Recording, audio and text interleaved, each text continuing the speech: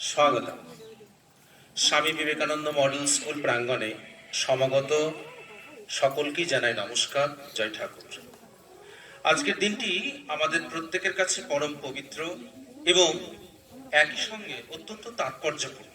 এই কারণে যে ঠাকুর শ্রী শ্রী রামকৃষ্ণ পরমহংসদেবের ঐকান্তিক অভিপ্সায়, তার ঐশী প্রেরণায় ও শ্রী শ্রী মায়ের অপার করুণায়, স্বামীজি মহারাজের অকৃপণ আশিসে আজ আমাদের বিদ্যালয়ের আচার্য পদে আনুষ্ঠানিকভাবে অভিষিক্ত হতে চলেছেন আমাদের প্রত্যেকের পরম আদরণীয়, পরম প্রাজ্ঞ ও প্রাণবন্ত, সদা ভগবত পদাশ্রয়ী স্বামী শ্রদ্ধাময়ানন্দ পুরী মহারাজ।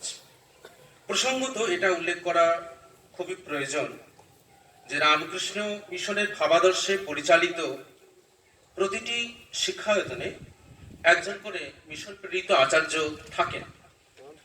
বিদ্যালয়ের শিক্ষা সংক্রান্ত ও যাবতীয় মার্গদর্শন বিষয়ে সেই ভাববাদী আদর্শ যাতে অত্যন্ত যত্নের সঙ্গে নিরক্ষিত হয়, পাশাপাশি সকল শিক্ষার্থী, শিক্ষক, শিক্ষিকা প্রত্যেককেই তিনি মার্গদর্শন করিয়ে থাকবেন।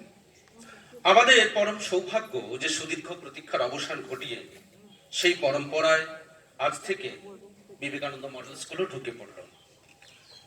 আর প্রসঙ্গত এটা উল্লেখ করা খুবই প্রয়োজন যে গতকাল 18/12/2021 যেখানে আমাদের ভবিষ্যতে প্রস্তাবিত স্কুল প্রাঙ্গণ, মানে স্কুল যেখানে গড়ে উঠবে, সেখানে স্বামীজি মহারাজের হাত দিয়ে ভূমি পূজন হয়েছে। এবং সারদা মায়ের একটি কথা আছে যে যিনি সত্যকে আঁকড়ে ধরেছেন তার কথা, তার কর্ম কখনো মিথ্যা হয় না। তো স্বামীজি মহারাজের হাত ধরে আমাদের সে ভূমি পূজন শুরু হলো। এরপর সেখানেই আমাদের ভবিষ্যতে স্কুল গড়ে উঠবে। আপনাদের সকলকে সঙ্গে নিয়ে চলা, আপনারা সকলেই সঙ্গে থাকবেন এই আশা করি। তো অনুষ্ঠানের প্রারম্ভে আমরা সকলে বিদ্যালয়ের প্রার্থনা সঙ্গীত গাইব।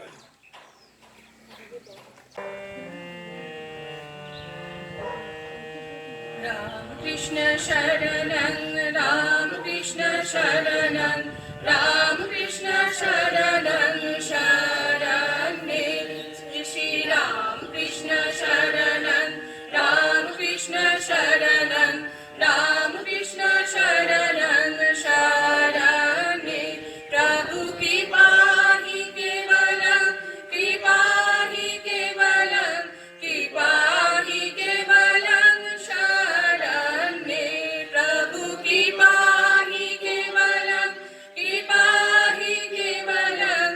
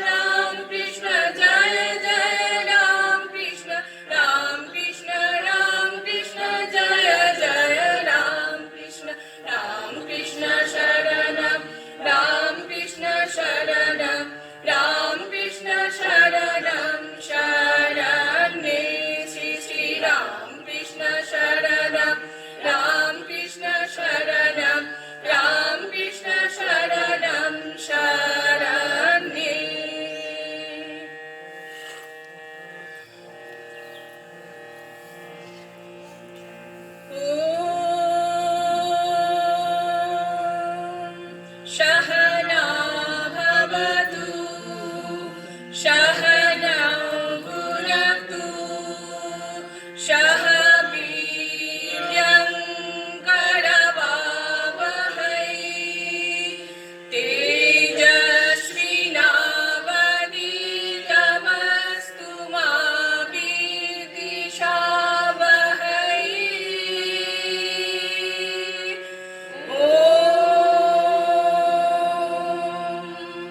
सहना भवतु सहनौ भुनक्तु सह वीर्यं करवावहै तेजस्विनावधीतमस्तु मा विद्विषावहै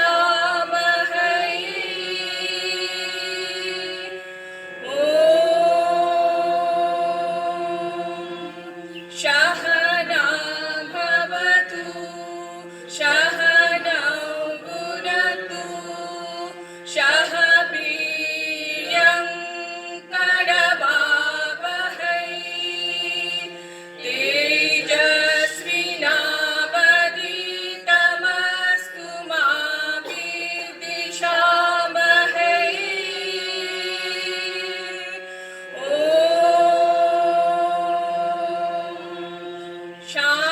शान्ति शान्ति शान्तिः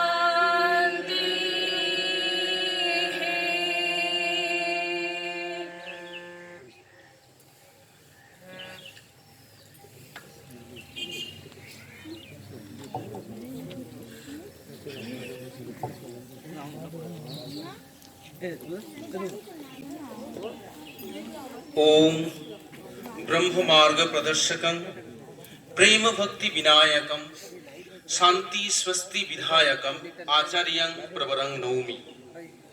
এখন আমরা স্বামী বিবেকানন্দ মডেল স্কুলের আচার্য পদে স্বামী শ্রদ্ধাময়ানন্দ পুরী মহারাজকে পুষ্পস্তবক উত্তরীয় শাল দিয়ে বরণ করে নেবেন বিদ্যালয়ের সম্পাদক শ্রী অমিত কুমার বন্দ্যোপাধ্যায় মহাশয়, কোষাধ্যক্ষ শ্রী জয়ন্ত সরকার মহাশয় এবং মহারাজজির ললাট দেশে চন্দন তিলক এঁকে দিচ্ছেন সুশ্রী প্রিয়াঙ্কা সরকার।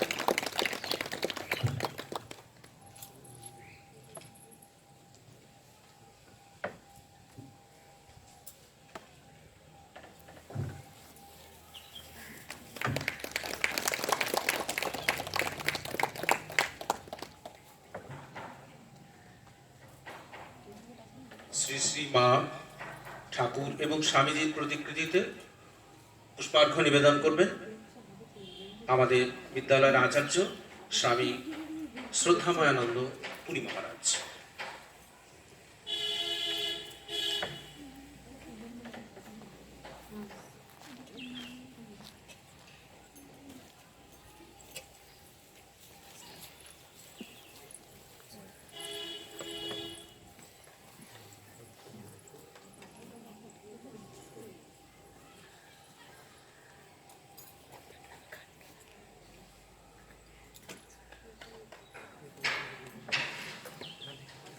এরপর পুষ্পার্ঘ্য দিচ্ছেন বিদ্যালয়ের সম্পাদক শ্রী অমিত কুমার বন্দ্যোপাধ্যায় মহাশয়।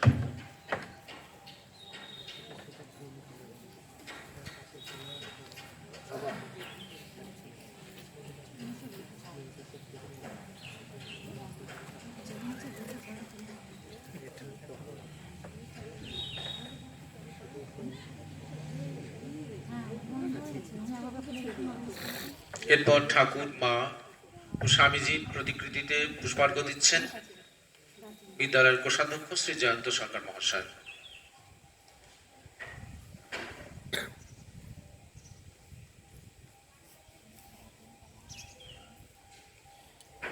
ভুবন মণ্ডলে নবযুগমুদয়তু সদা বিবেকানন্দময়ম সুবিবেকময়ম স্বানন্দময়ম। আমরা আমাদের বিদ্যালয়ের পরম সৌভাগ্য যে স্বামী শ্রী শ্রদ্ধা ময়ানন্দ পুরী মহারাজকে আমাদের আচার্য পদে পেয়েছি। এখন যাকে আচার্য পদে আমরা বরণ করলাম সেই মানুষটি সম্পর্কে দু চার কথা না শুনলেই নয়। সেই মানুষটি সম্পর্কে আমাদের শ্রদ্ধার ভাব এমনিতেই গৈরিক বসনধারী মানুষদের প্রতি বা সনাতন সংস্কৃতি ধর্মের প্রতি আমাদের ঐকান্তিক শ্রদ্ধা আছে। এখন এই স্বামী মহারাজজিদের জীবন হচ্ছে মানে সমাজে দেখবেন ডাক্তার, বিজ্ঞানী, চিকিৎসক সকলের প্রয়োজন রয়েছে, কিন্তু একটি সভ্য সমাজ গড়ে তোলার লক্ষ্যে সন্ন্যাসীদের প্রয়োজন প্রভূত রয়েছে। কি করে না, এই স্বামীজিরা আমাদের মার্গদর্শন করেন, অর্থাৎ আমাদের চলার পথকে তিনি পরিচালিত করেন। এখন সেই ভগবত সেবাই শুধু নয়, রামকৃষ্ণ মিশনের সাধুদের অন্যতম বৈশিষ্ট্য যে তারা জীব কল্যাণে নিজেদের জীবনকে উৎসর্গ করেন। এখন যে শ্রদ্ধাময়ানন্দ পুরী মহারাজ পেয়েছি তাকে আমরা আমাদের আচার্য পদে, তিনি 7 বছর বয়স থেকেই বেলুর রামকৃষ্ণ মঠের সান্নিধ্যে নিবিড়ভাবে আসেন। সেখানেই তার শিক্ষা এবং বিবেকানন্দ ইউনিভার্সিটি থেকে তিনি ফিলোসফিতে ডক্টরেট করেন। এই ফিলোসফি ছাড়াও তিনি বৈদান্তিক লিটারেচার, সংস্কৃত এই বিষয়গুলিতে 3টি বিষয় তিনি মাস্টার্স করেছেন এবং ইউনিভার্সিটির তিনি কোশ্চেন সেটার। তাছাড়াও তিনি এই ভগবত সেবা, সনাতন হিন্দু ধর্ম প্রচার প্রসার এবং শিক্ষার কাজে নিউজিল্যান্ড, আমেরিকা প্রভৃতি পরিভ্রমণ করেছেন। শুধু তাই নয়, অমৃত পথদর্শী প্রাজ্ঞ, আপনারা দেখতেই পাচ্ছেন বয়সে নবীন, সদা হাস্যময়, কিন্তু অভিজ্ঞতায় তিনি প্রবীণ। বর্তমানে রাজগীর, ওড়িশা, বালেশ্বর রামকৃষ্ণ মিশনে সুদীর্ঘকাল থেকে ধর্ম এবং শিক্ষা প্রচার প্রসারের কাজে তিনি নিযুক্ত রয়েছেন। আমাদের পরম সৌভাগ্য যে আজ থেকে তিনিও এই শিক্ষায়তনের আচার্য পদে অভিষিক্ত হলেন। এখন তার কাছ থেকে তার প্রবচন শুনব এবং যে আশীষ বাণী ভবিষ্যতে স্বামী বিবেকানন্দ মডেল স্কুলকে স্যার বলেছেন, শুধু আমাদের এই শহর নয়, জেলার মধ্যে এবং ভবিষ্যতে রাজ্যেও একটি ব্যতিক্রমী শিক্ষা প্রতিষ্ঠান হিসাবে গড়ে তুলতে পারব। অভিভাবকরা 2টি উদ্দেশ্যে আসেন। প্রথমেই বলেন, কেউ বলেন না আমার ছেলেকে ডাক্তার করে দিন, কেউ বলেন না আমার ছেলেকে ইঞ্জিনিয়ার করে দিন, কেউ বলেন না বিজ্ঞানী করেন, বলেন আমার ছেলেটিকে মানুষ করে দিন। এখন মানুষ কি উপাদানে মানুষ হবে সেই মার্গদর্শনটা একজন সত্য ঋতপথ যিনি অন্তরে তার জীবনে লালিত পালিত করেছেন তিনিই বলতে পারবেন। আসুন আমরা স্বামীজি মহারাজের আশীষ বাণী, তার প্রবচন শুনি।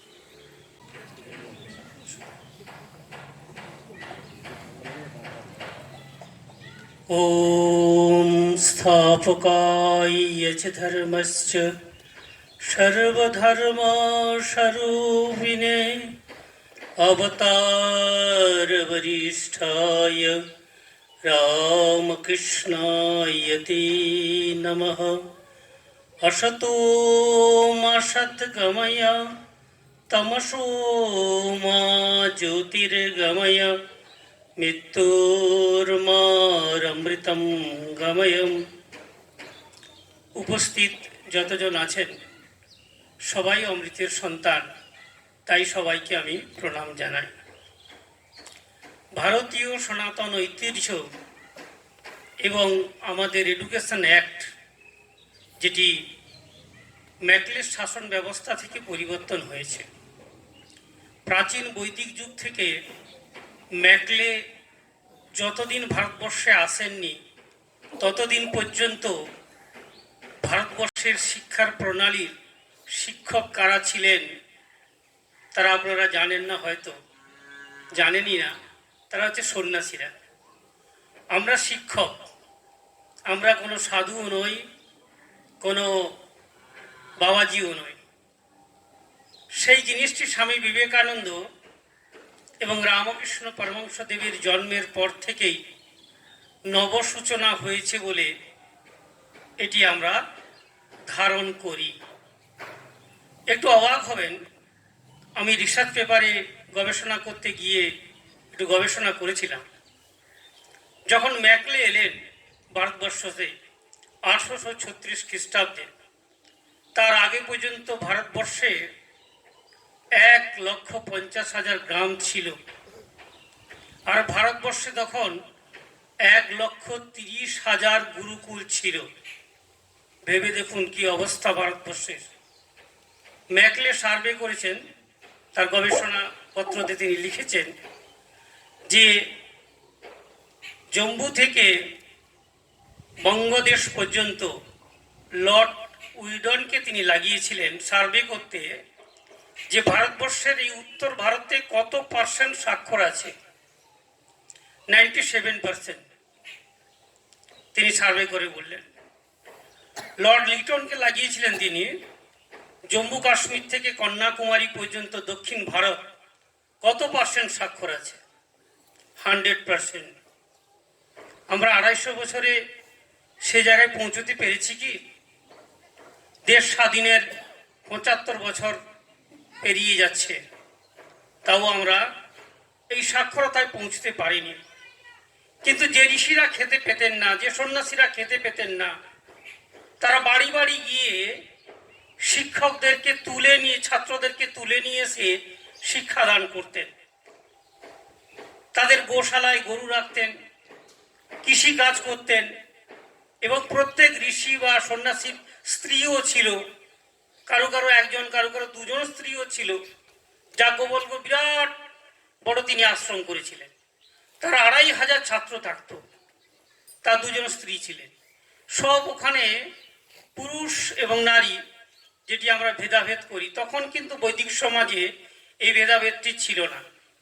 ওখানে গুরুমাতা যিনি থাকতেন তিনি ছাত্রীদেরকে, তার শিষ্যাদেরকে অত্যন্ত স্নেহে লালন পালন করতেন, পড়াতেন। এই ছিল আমাদের ভারতবর্ষ। কি অসাধারণ শিক্ষা ব্যবস্থা। তারপরে ম্যাকলের একটা স্টেটমেন্ট যদি শোনেন, মনে হচ্ছে আর ভারতবর্ষের লজ্জার কোনো জায়গা থাকবে বলে আমাদের মনে হয় না। বিদেশি, যার ক্যারেক্টার বলে কোনো জ্ঞানই নেই, যার কোনো কালচার বলে জ্ঞান নেই, তিনি স্টেটমেন্ট দিচ্ছেন যে সারা ভারতবর্ষ ঘুরে দেখলাম একটি চরিত্রহীন, ইজ্জতহীন এবং মনুষ্যত্বহীন, চোর ছেচর, অশিক্ষিত মানুষ ভারতবর্ষে খুঁজে পেলাম না। আমি গবেষণা পত্রতে এই থিসিসটা লিখেছিলাম। তো বিদেশের একটি ইউনিভার্সিটি, গোয়েন্টিকেল বিশ্ববিদ্যালয় জার্মানিতে, ওরা খুব আনন্দিত হয়েছিল। এ সত্যি ভারতবর্ষ এই ছিল, এত শিক্ষার উন্নতি ছিল। 250 বছরে তার মেরুদণ্ড সত্যি নষ্ট হয়ে গেল। তার কারণ ভারতবর্ষের চাবুকের উপর চাবুক চালানো হয়েছিল আমাদের মতো সন্ন্যাসীদের, যারা গুরুকুল বা টোল চালিয়েছিলেন। আগুন জ্বালিয়ে দেওয়া হয়েছিল টোলগুলোতে। ভারতবর্ষের এডুকেশন অ্যাক্ট, সেখানে 21টি বিষয় পড়ানো হতো, যা বিদেশ থেকে মানুষ আমার দেশে পড়তে আসতেন। এমনকি যীশু খ্রিস্টের 13 বছর জীবনও বাইবেলে খুঁজে পাওয়া যায় না। তিনিও ভারতবর্ষের বৌদ্ধ ধর্মের প্রচারের যে একটি প্রাদুর্ভাব ঘটেছিল, তিনি এসেছিলেন ভারতবর্ষে এডুকেশন অ্যাক্ট পড়তে। তারপরে সুয়েংসান, মানে হিয়েংসান যাকে আমরা বলি, চাইনিজ ভাষাতে সুয়েংসান, তিনি তো এসেছিলেন আমাদের ভারতবর্ষতে পড়তে, সেই নালন্দা ইউনিভার্সিটিতে। বিশ্বের দরবার যখন উলঙ্গ, ব্যভিচারে লিপ্ত, কাঁচা মাংস খায়, যাদের পোশাক পরিচ্ছদ নেই, অসভ্য বর্বর হয়ে ঘুরে বেড়াতো, তখন ভারতবর্ষ ইউনিভার্সিটি স্থাপন করেছিল। চিন্তা করে দেখুন, নালন্দা বিশ্ববিদ্যালয়, তক্ষশিলা বিশ্ববিদ্যালয়, কি শিক্ষার উন্নতি! আজকে আমরা শিক্ষিত সমাজ বলি, ভদ্র সমাজ বলি, সত্যি শিক্ষায় শিক্ষিত কিনা আমাদের চিন্তার বিষয় এসে সত্যি দাঁড়িয়ে গেছে। যাই হোক, বিবেকানন্দের প্রচেষ্টা কেবলমাত্র সন্ন্যাসী হয়ে মন্দিরে পুজো করবে, ঘণ্টা নাড়বে, কাঁসর বাজাবে, এ কাজ তার নয়। প্রাচীন বৈদিক যুগের ঋষি যে কাজ করে গেছে, বর্তমানের সন্ন্যাসীকে সেই কাজ করতে হবে। এই অবস্থায় তার নিজের গুরু ভাইদের মধ্যেও লড়াই সৃষ্টি হয়। তার গুরু ভাইরা বলেন যে না, এরকম স্কুল, হসপিটাল এসব সন্ন্যাসীর কাজ নয়। ঠাকুর রামকৃষ্ণ পরমহংসদেব তিনি দক্ষিণেশ্বরে 21 বছর ধরে শুধু তপস্যাই করে গেছেন। আমরা তার উত্তরাধিকার শুধু তপস্যা করে যাব। শুধু নির্বাণ লাভ বা মোক্ষ লাভ আমাদের জীবনের উদ্দেশ্য, তাই করে যাব।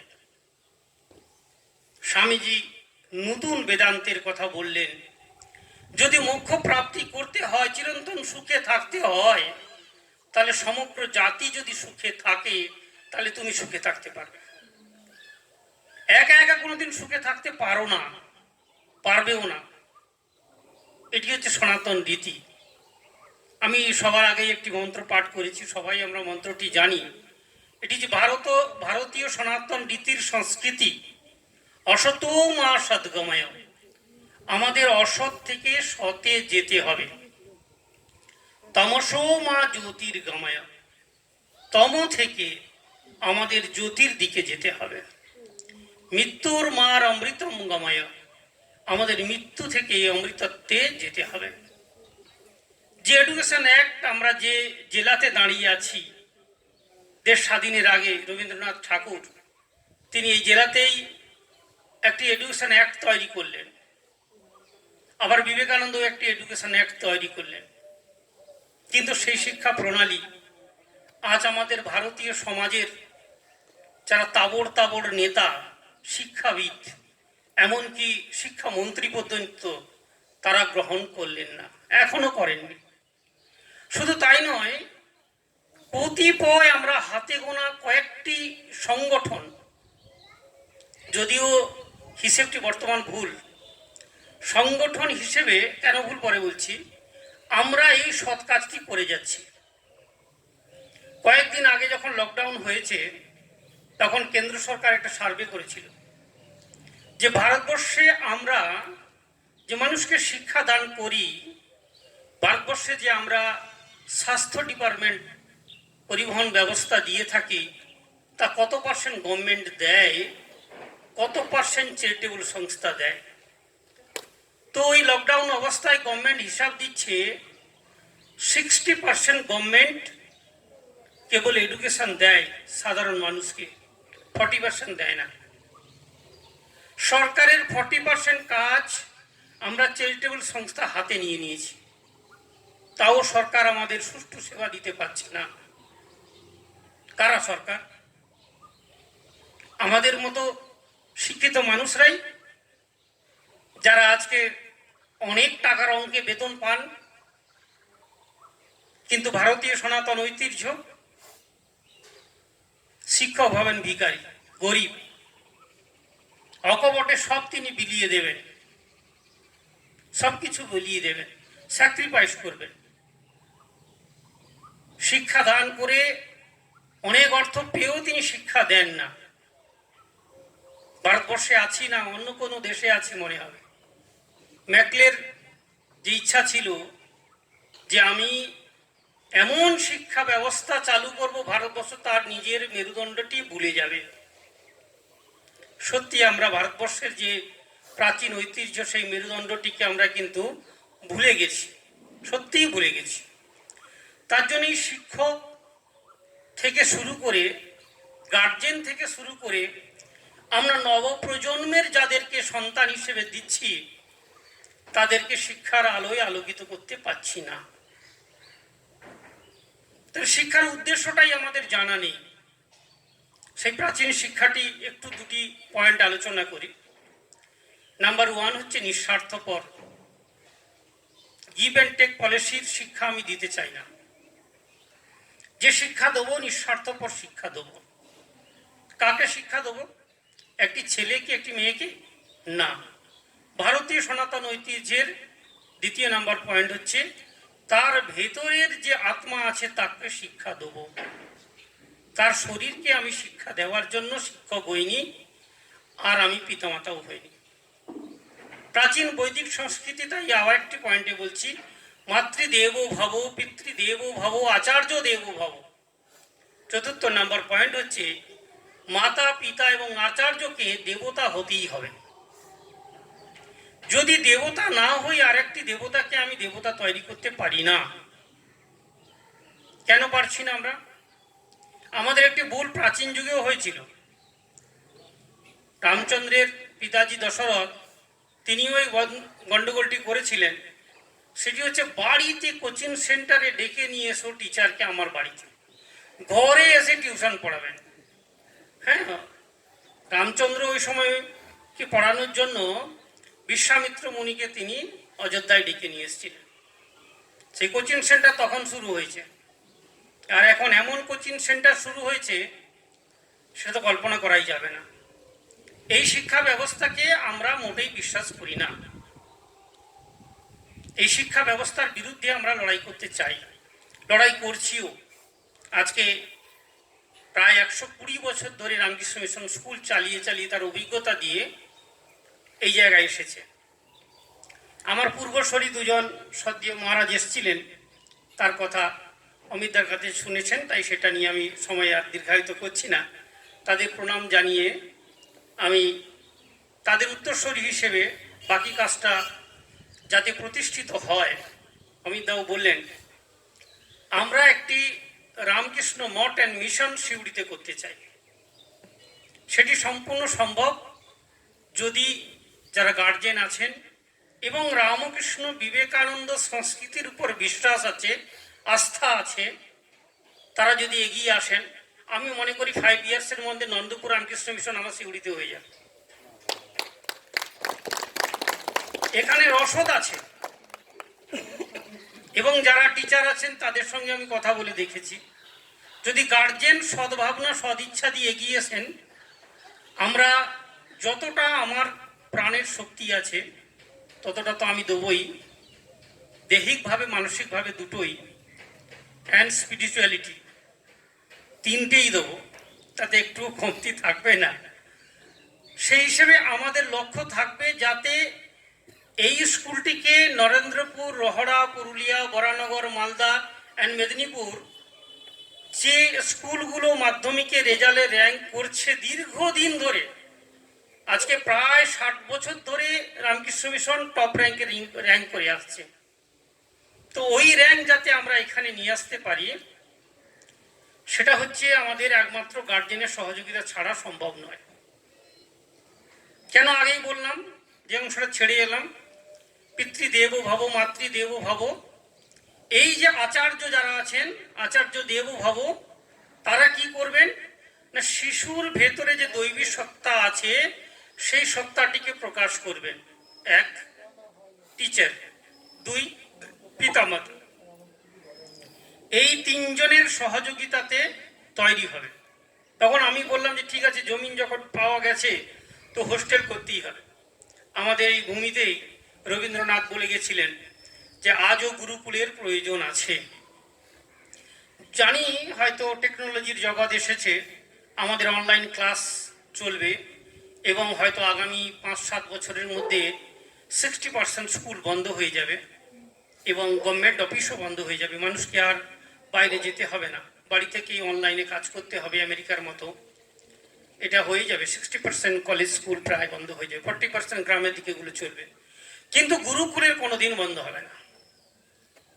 গুরুকুল দরকার আছে, কারণ গুরু সান্নিধ্যে না থাকলে শিক্ষক ছাত্র তার ভেতরে শিক্ষার বিকাশ করতে পারবে না। আর কেন?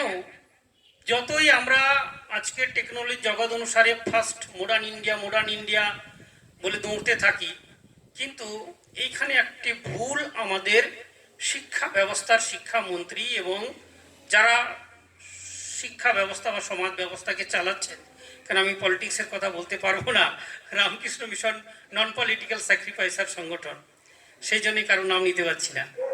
তো সেই হিসেবে আমাদের গুরুকুলের কেন দরকার আছে, সেটা কারণটা হচ্ছে কি না, ভারতবর্ষের যে প্রাচীন সংস্কৃতি এবং ঐতিহ্য, আমরা যতই অনলাইন শিক্ষা ব্যবস্থা চালু করি না কেন, ট্রান্সপিরেশন শিক্ষা ব্যবস্থা, ইন্ডিয়ান কালচার হচ্ছে ট্রান্সপিরেশন শিক্ষা ব্যবস্থা, ওয়েস্টার্ন কালচার হচ্ছে ট্রান্সপিরেশন শিক্ষা ব্যবস্থা নয়, ওখানে মেকানিজম শিক্ষা ব্যবস্থা। আমাদের ভারতবর্ষকে এখন মেকানিজম শিক্ষা ব্যবস্থার মধ্যে ফেলে দেওয়ার চেষ্টা করা হচ্ছে। সাইকোলজিক্যাল দিকটিকে বা সংস্কৃতির দিকটিকে আমাদের বর্তমান যারা হর্তাকর্তা বিধাতা চালাচ্ছেন তারা দেখছেন না। কেন মেকানিজম এডুকেশন অ্যাক্ট আমাদের ইন্ডিয়াতে চালু করা সম্ভব নয়, কেন সাইকোলজিক্যাল প্রবলেম আছে, এটি তারা বুঝছেন না। তারা ভাবছেন যে আমরা যতটাই সম্ভব টেকনোলজির উন্নতি করে নিই তাতেই সম্ভব। হয়তো কন্ট্রিয়াকশন হতে পারে, কেউ হয়তো প্রশ্ন করে ফেলতে পারেন। বিবেকানন্দ তো বলেছেন যে আমাদের ভারতবর্ষ সংস্কৃতিটিকে রাখতে হবে, আর জাপান জার্মানি থেকে টেকনোলজি নিয়ে আসতে হবে। অবশ্যই টেকনোলজি দরকার আছে, আমি তার বিরোধিতা কিন্তু করছি না, কিন্তু সাইকোলজিক্যাল যে কথাটি বলছি, ভারতীয় সংস্কৃতির যেটি মূল তত্ত্ব, সেটি হচ্ছে টেকনিক্যাল যদি আমরা এডুকেশন অ্যাক্ট দিতে থাকি তাহলে স্টুডেন্ট মেকানিজম হয়ে যাবে, আর ভারতবর্ষের মানুষ এটিকে কন্ট্রোল করতে পারবে না। ভারতবর্ষের মানুষের সাইকোলজিক্যাল এমন একটি জায়গা আছে, এটিকে তার বাস্তব প্রয়োগ করা সম্ভব নয়। কারণ যতই অনলাইনে তাকে শেখাতে যান, যতই শেখান, তবু বলবে আমার যেন কিছু একটা হলো না, বলবেই। এবং যতই শিক্ষা করে যাক, বাস্তব প্র্যাকটিক্যাল যখন আমাদের সমাজে করতে যাবে, ঠিক আমেরিকার পরিকাঠামোর মতো আমাদের পরিকাঠামো নেই, সেই পরিকাঠামোর মতো না থাকার ফলে সেই কাজগুলো কিন্তু সুষ্ঠুভাবে হবে না, হয়েও না আজকের যুগে, ভবিষ্যতেও হবে না। এটা ইন্ডিয়ার হচ্ছে তার ভূমির একটি সংস্কার, একটি বৈশিষ্ট্য। সেই জন্যই আমাদের গুরুকুলের দরকার আছে। ট্রান্সপিরেশন শিক্ষা, একটি প্রদীপ জ্বলছে, সেই আগুন নিয়ে আরেকটি প্রদীপকে জ্বালানো। ঠিক একটি শিক্ষক যখন আমাদের প্রাচীন যুগে ছিলেন, বর্তমানেও দেখতে পাচ্ছেন রামকৃষ্ণ মঠ মিশনের একজন সন্ন্যাসী এক একটা স্কুল চালাচ্ছেন, তা দিয়ে সেখানে কত সুন্দর রেজাল্ট তৈরি হচ্ছে, কত ভালো ছাত্র তৈরি হচ্ছে, তারা খুব বড় বড় পোস্টে যাচ্ছে এবং ভালো ক্যারেক্টারিস্ট হচ্ছে। সমাজে অনেক পরিবর্তন আছে। সেই স্টুডেন্টরা যখন অন্য স্কুলে টিচার হচ্ছেন বা কোনো ডিএম হচ্ছেন বা এসপি হচ্ছেন, যে কোনো পদে যাচ্ছেন, তাদের কিন্তু অনেক অনেস্টলি ক্যারেক্টার পাওয়া যাচ্ছে, অনেক ভালো বিহেভিয়ার পাওয়া যাচ্ছে। সেটি যদিও আমরা খুব কম সংখ্যক হলেও, কিন্তু সমাজে সারা ভারতবর্ষের মানুষ এক কথায় স্বীকার করে রামকৃষ্ণ মিশনের শিক্ষার মতো শিক্ষা হয় না। তো সেটা কেন আমরা সিউড়িতে করতে পারবো না? প্রশ্ন তো এখানে আমাদের। আমরাও তো রামকৃষ্ণ মিশনের শিক্ষার মতো শিক্ষিত মানুষ, আমরাও তো পড়াশোনা করেছি, আমরাও টিচার হয়েছি, তারাও রামকৃষ্ণ মিশনের টিচার আছেন, সেখানে একজনই সন্ন্যাসী দেখভাল করছেন। তো এখানে যেহেতু উত্তরসূরি আমাদের দুজন সন্ন্যাসী এসেছেন, বারবার করে গেছেন, আমিও এসেছিলাম গতবারই অনুষ্ঠানে, সিধু কানু মঞ্চতে আমি অনুষ্ঠানে ছিলাম, আপনারা হয়তো অনেকে দেখেছেন।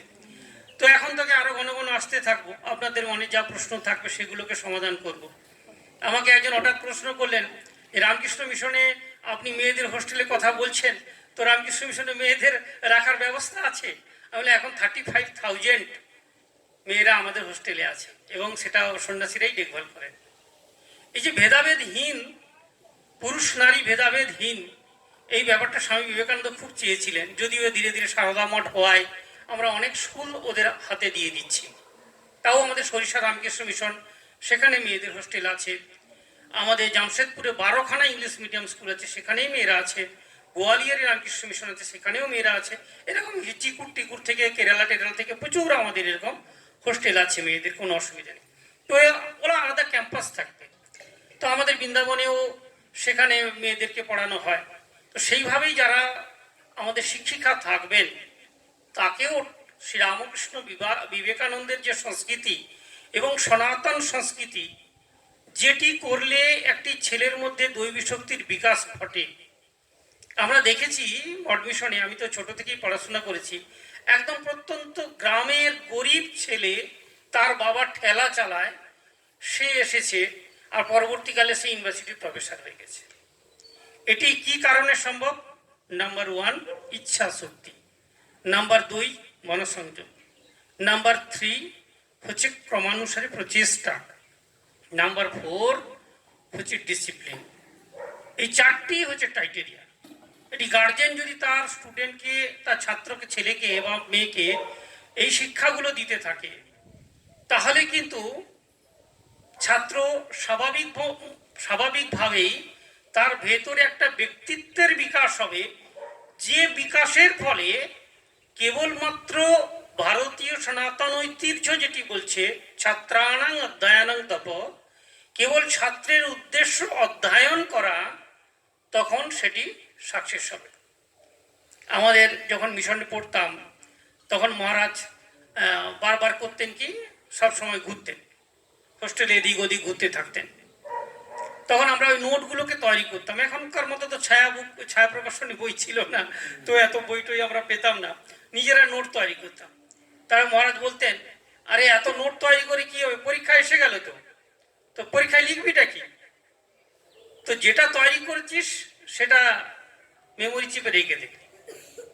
ওই ডে টু ডে আমাদের যে পড়াশোনার সিস্টেম ছিল মিশনে, যেটুকুনি পড়ানো হবে সেটুকুনি ভালো করে পড়তে হবে এবং তার প্রশ্ন উত্তরটা সেই দিনই রেডি করে নিজের মেমোরি চিপে জমা রাখতে হবে। এই যে সিস্টেম, এই সিস্টেম ব্যবস্থা এখনো আমরা চালিয়ে যাই। হোস্টেলে থাকলে বা আশ্রমে থাকলে সুবিধাটি কি হতো না, আমাদের সকালে 6টা থেকে 9:30 পর্যন্ত সম্পূর্ণ স্টাডি আওয়ার থাকতো, কোনো টিউশন ছিল না। আমাদের টিচাররা ক্লাসে যা পড়াতেন যথেষ্ট। আর সন্ধ্যের সময় একজন মহারাজ থাকতেন, তিনি খালি ঘুরতে থাকতেন, তাকে ডাকা হতো, তিনি অল স্কোয়ার, তিনি ম্যাথমেটিক্সও জানেন, তিনি ফিজিক্সও জানেন, তিনি বাংলাও জানেন, তিনি জিওগ্রাফিও জানেন, সংস্কৃতও জানেন। আমরা আশ্চর্য হয়ে যেতাম তিনি কি জানেন না, এরকম একটা অবস্থা। সমস্ত সাবজেক্ট যেন তার একটা আয়ত্ত ছিল। তো আমরা যেটি হোস্টেল করতে চাইছি, সেই হিসাবে যদি ভগবানের আশীর্বাদ এবং আপনাদের সহযোগিতায় আমরা খুব তাড়াতাড়ি করে উঠতে পারি, তাহলে এই সিস্টেমের মধ্যে যদি আমরা স্টুডেন্টকে মোটিফিকেশন করি এবং তাদেরকে প্রতিদিন মেডিটেশন, তাদের ইচ্ছা শক্তি ডেভেলপমেন্ট, পার্সোনাল ডেভেলপমেন্ট প্রত্যেক দিন দেখতে থাকি, তাহলে কিন্তু একদম অত্যন্ত সাধারণ স্টুডেন্ট সে কিন্তু পরের দিনে একটি বিশাল শিক্ষাবিদ হয়ে উঠতে পারে। রহড়া রামকৃষ্ণ মিশনের নাম শুনেছেন। এখন আমাদের পূজনীয় ভাইস প্রেসিডেন্ট মহারাজ স্বামী দিব্যানন্দজি মহারাজ তখন ওখানে থাকতেন। বাইরে থেকে ছেলেও আসতো, হোস্টেলেও ছেলেও থাকতো। একটি ছেলে ক্লাসে ফার্স্ট হয়, তো মহারাজ তাকে খুব নজর করে দেখে, তার কাপড়টা খুব ময়লা, জুতোটা ঠিক নেই, ব্যাগটা ঠিক নেই। একদিন তার মনে হলো যে ছেলেটিকে জিজ্ঞাসা করে, বাইরে থেকে আসে তো ডেকে মহারাজ অফিসে জিজ্ঞাসা করলেন, তুই ফার্স্ট হোস, কতক্ষণ পড়িস? মহারাজ ক্লাস 7-এ পড়ি, 7 ঘন্টা পড়ি। তো বাকি সময় কি করিস? না, বাবা সবজি বিক্রি করেন ঠেলাতে, খড়দা গ্রামে পাড়াতে, শহরের গলিগলিতে, আমি সবজি টবজি গুছিয়ে দিয়ে তারপর পড়তে বসে যাই, আবার পরের দিন ওই করি। বলছি তুই তাহলে হোস্টেলে এসে থাক, খাওয়া দাওয়ার পড়াশোনার সুযোগ দেবো। তো বলছি ঠিক আছে মহারাজ, বাবাকে জিজ্ঞাসা করবো। তখন সে তার বাবাকে জিজ্ঞাসা করে এবং আশ্রমে চলে আসে। আজকে সেই ছেলেটি সল্টলেকে এখন আছে, বিদেশ থেকে পড়াশোনা করে সে লোককে পিএইচডি করাচ্ছে। একটা ঠেলা চালার, সবজি বিক্রি করার সন্তান। কোনো মেরিটের দরকার হয় না, কোনো মেরিটের দরকার হয় না। এটি সনাতন ঐতিহ্য অ্যান্ড মেটাফিজিক্স, তাই কথা বলছি। প্রত্যেকের মধ্যে সমান জ্ঞান আছে, শুধু প্রকাশ করার ক্ষমতা। যেমন আমরা এই বাড়িতে 220 ভোল্ট আছে আমরা জানি, ইলেকট্রিক, এবং যেখানে 100 ওয়াট বাল্ব লাগাবো, 1000 ওয়াট বাল্ব লাগাবো, 5 ওয়াট বাল্ব লাগাবো, তো 5 ওয়াটই লাইট পাবো। আবার যেখানে 100 ওয়াট লাগাবো 100 পাবো, যেখানে 1000 ওয়াট লাগাবো 1000 ওয়াট কিন্তু লাইট পাবো। আছে কিন্তু 220 ভোল্ট। ঠিক সেরকমই প্রত্যেকটা মানুষের মধ্যে এই দৈবী শক্তিটি আছে। এটি রামকৃষ্ণ মিশন যেটি প্রাচীন ঋষিরা করতেন, তার সন্তানদেরকে, তার ছাত্রদেরকে তার ভেতর থেকে বিকাশ করাতেন সম্পূর্ণরূপে। সেই বিকাশ করানোটাই হচ্ছে আমাদের উদ্দেশ্য। তো যে কোনো মানুষকে যে কোনো মুহূর্তে যদি গুরুকুল প্রথাতে রাখা হয়, বা বর্তমান গৃহেতেও যদি গুরুকুল ভাবটি রাখা হয় এবং যে স্কুলটি রয়েছে সেই স্কুলটির মধ্যেও গুরুকুল ভাব থাকে, তাহলে কিন্তু যে কোনো ছাত্রকে সেই রকমই একটি জায়গা তৈরি করা যায়। ঘষে বেজে নয়, একদম সহজভাবেই করা যায়। এটা বাস্তবিক অনেক ছাত্রকে দেখেছি এবং সর্বোপরি আপনার সামনে আমি বসে আছি, আমার জীবনে ওটি ঘটেছে। বি প্র্যাকটিক্যাল হতে পারে শহর এলাকায় থাকতাম, কিন্তু পড়াশোনার যে তাগিদ বা ইচ্ছা আকাঙ্ক্ষা সেটি কিন্তু মিশন থেকেই বিশেষ করে জাগতে থাকে। আমার সময় এখন বারাসাত ইউনিভার্সিটির তিনি হেড অফ দ্য ডিপার্টমেন্ট, সংস্কৃত ডিপার্টমেন্টে ওয়াইন ভট্টাচার্য। তখন আমি ক্লাস 7-এ পড়ি। তিনি সংস্কৃতে সারা ভারতবর্ষের শ্রেষ্ঠ নাম্বার পেয়েছিলেন, সমস্ত ইউনিভার্সিটি থেকে হাইয়েস্ট নাম্বার পেয়েছিলেন। কে আর নারায়ণ ছিলেন রাষ্ট্রপতি, তিনি পুরস্কার পেয়েছিলেন। তাকে দেখে আমাদের ইন্সপিরেশন জাগে যে উনি যদি সারা ভারতবর্ষের ফার্স্ট হতে পারেন। আমাদের জাস্ট একটু পড়ানোর আগে MA পাস করেছেন জাস্ট, তখনও খুব একটা পড়ানোর দিকে খুব একটা ভালো ছিলেন না, কেন সবে স্টুডেন্ট। আমরা ওয়েন্দা বলতি, এখন প্রফেসর হয়ে গেছেন, এত বড় জায়গায় চলে গেছেন। তো ওই রকম উনাকে দেখে আমাদের মধ্যে সেই ইন্সপিরেশন জেগেছিল যে আমাদেরকেও পড়তে হবে আর আমাদের ওখানে গিয়ে পৌঁছতে হবে। এই যে মনে একটা তাগিদ, সেটি আমাদের রামকৃষ্ণ যে মডেল স্কুল বর্তমানে আছে তাদেরকেও সেইভাবেই আমরা একটা মোটিভেশন জায়গা দেওয়া হচ্ছে, যাতে টিচাররা তাদের স্টুডেন্টদেরকে তার ভেতরের যে দৈবিক সত্তা আছে সেই সত্তাটাকে বিকাশ করে। এবং যারা গার্জেন আছেন তারাও দেখবেন যে সন্তানের কোন দিকটির অভাব হচ্ছে। প্রথম যখন আমরা মিশনে যাই তখন কথা বলতেই জানতাম না, তো মহারাজ বলতেন কথা বলবে না। প্রথমে বলতেন কথা বলবে না, আগে কথা বলতে শেখো। কাকে কি সম্মান করতে হয়, কোন কথাটা বলা উচিত, কোন কথাটা বলা উচিত নয়, এটি তো এখন মনে হয় ভারতবর্ষের বড় বড় শিক্ষকদেরকেও শেখানো উচিত। আমি তখন অত্যন্ত ছোট, 96 সালে, দুঃখের বিষয়, ইউজিসির গ্র্যান্ড কমিশনার তিনি একটি ট্রেনিংয়ের একটি প্রস্তাব রেখেছিলেন এবং 6 কোটি টাকা তিনি নিয়োগ করেছিলেন যে সারা ভারতবর্ষে যত ইউনিভার্সিটি আছে তার প্রফেসরদের লাভ অ্যান্ড কম্পেশন নেই, তাই ইউনিভার্সিটির স্টুডেন্টরা ক্লাস করতে আসে না। এদেরকে একটা ট্রেনিং দেওয়া হবে লাভ অ্যান্ড কম্পেশন কী করে বাড়ে এবং ছাত্রদেরকে কিভাবে পড়াতে হয়। মানে ইউজিসির জ্ঞান কমিশনার ধরে নিচ্ছেন যে আমাদের শিক্ষকরা এ বিষয়ে সম্পূর্ণ অজ্ঞ, তাই তিনি 6 কোটি টাকা নিয়োগ করেছিলেন এই ট্রেনিংয়ের জন্য 96 সালে। তো এখন আরো কি অবস্থা, আমরা যাদেরকে আজকে শিক্ষক হিসেবে পাই এবং এখনো আমি যেসব ইউনিভার্সিটিতে ক্লাস নিতে যাই যারা প্রফেসর আছেন তাদেরও দেখি সেই এত বড় উচ্চ পোস্টে থেকেও কার সঙ্গে কি কথা বলতে হয় সেটা তারা জানেন না, কি বলছেন সেটাও জানেন না, সেটা দ্বারা কি ভুল হতে পারে সেটাও জানেন না, এরকম একটি অবস্থা। তাহলে গার্জেনের যদি এই অবস্থা হয়, শিক্ষকের যদি এই অবস্থা হয়, তাহলে আমরা উৎকৃষ্ট ফসল কোত্থেকে পাব? সেটি রামকৃষ্ণ মিশন কিন্তু বারবার চেষ্টা করে আসছে এবং তার সাফল্য পেয়ে আসছে। তা আমরাও আশা করছি, যেটি বলেছি যে কেন আমরা নন্দপুর হতে পারবো না বা রহড়া হতে পারবো না। তো আমরা যখন আসছি, আমরা যখন সহযোগিতা করছি এবং তার মূল যে জায়গাগুলো সেগুলো আমরা দিচ্ছি। দুঃখের বিষয়, আজকে ভারতবর্ষের সংবিধানের যে এডুকেশন অ্যাক্ট চালু করা হয়েছে সেখানে ভারতবর্ষের সংস্কৃতিকে সরিয়ে দেওয়া হয়েছে। আমি কোনো রিলিজিয়নের কথা বলছি না, এটা মনে রাখবেন। আমি কোনো ধর্মীয় সভা ও বক্তৃতা দিচ্ছি না এখানে। তো আমাদের ভারতবর্ষের যে মোরাল এথিক্স যেটি রয়েছে সেই এথিক্সটি আমাদের এডুকেশন অ্যাক্টে নেই, কিন্তু কিছু কিছু কথা আছে এডুকেশন অ্যাক্টে, তাই সেইটির ভিত্তিতে আমরা কিন্তু মিশনে সেই কাজটা করে যাই। তবুও আমাদের সে কাজটি করার ফলে অনেকেই আমাদের বিরুদ্ধে সুপ্রিম কোর্টে কেসও করেছেন, তারা কেসে হেরেও গেছেন। অতএব আমাদের ভয়ের কারণ নেই। আমরা যে এডুকেশন অ্যাক্টটা দিচ্ছি সেই এডুকেশন অ্যাক্টটি কিন্তু সুপ্রিম কোর্ট থেকে পারমিশন রয়েছে, আমাদের সুপ্রিম কোর্ট সেটি পারমিশন দিয়েছে। তো সেই অ্যাক্ট যদি আমরা এখানে চালু করি তাহলে আমাদের গভর্নমেন্ট তরফ থেকে বা সরকারের তরফ থেকে কোনো বাধা থাকবে না। তাই আমরা চাইবো যে আমাদের বিবেকানন্দ সংস্কৃতি যে বইগুলো আছে, কমসে কম মনসংযোগ, চরিত্র গঠন, চরিত্রের গুণ, পার্সোনাল ডেভেলপমেন্ট এবং ইচ্ছাশক্তির বিকাশ, এই বইগুলো ছাত্রদের পড়াও উচিত। গার্জেন তো অবশ্যই পড়বেন, শিক্ষকরা আরও বেশি করে পড়বেন।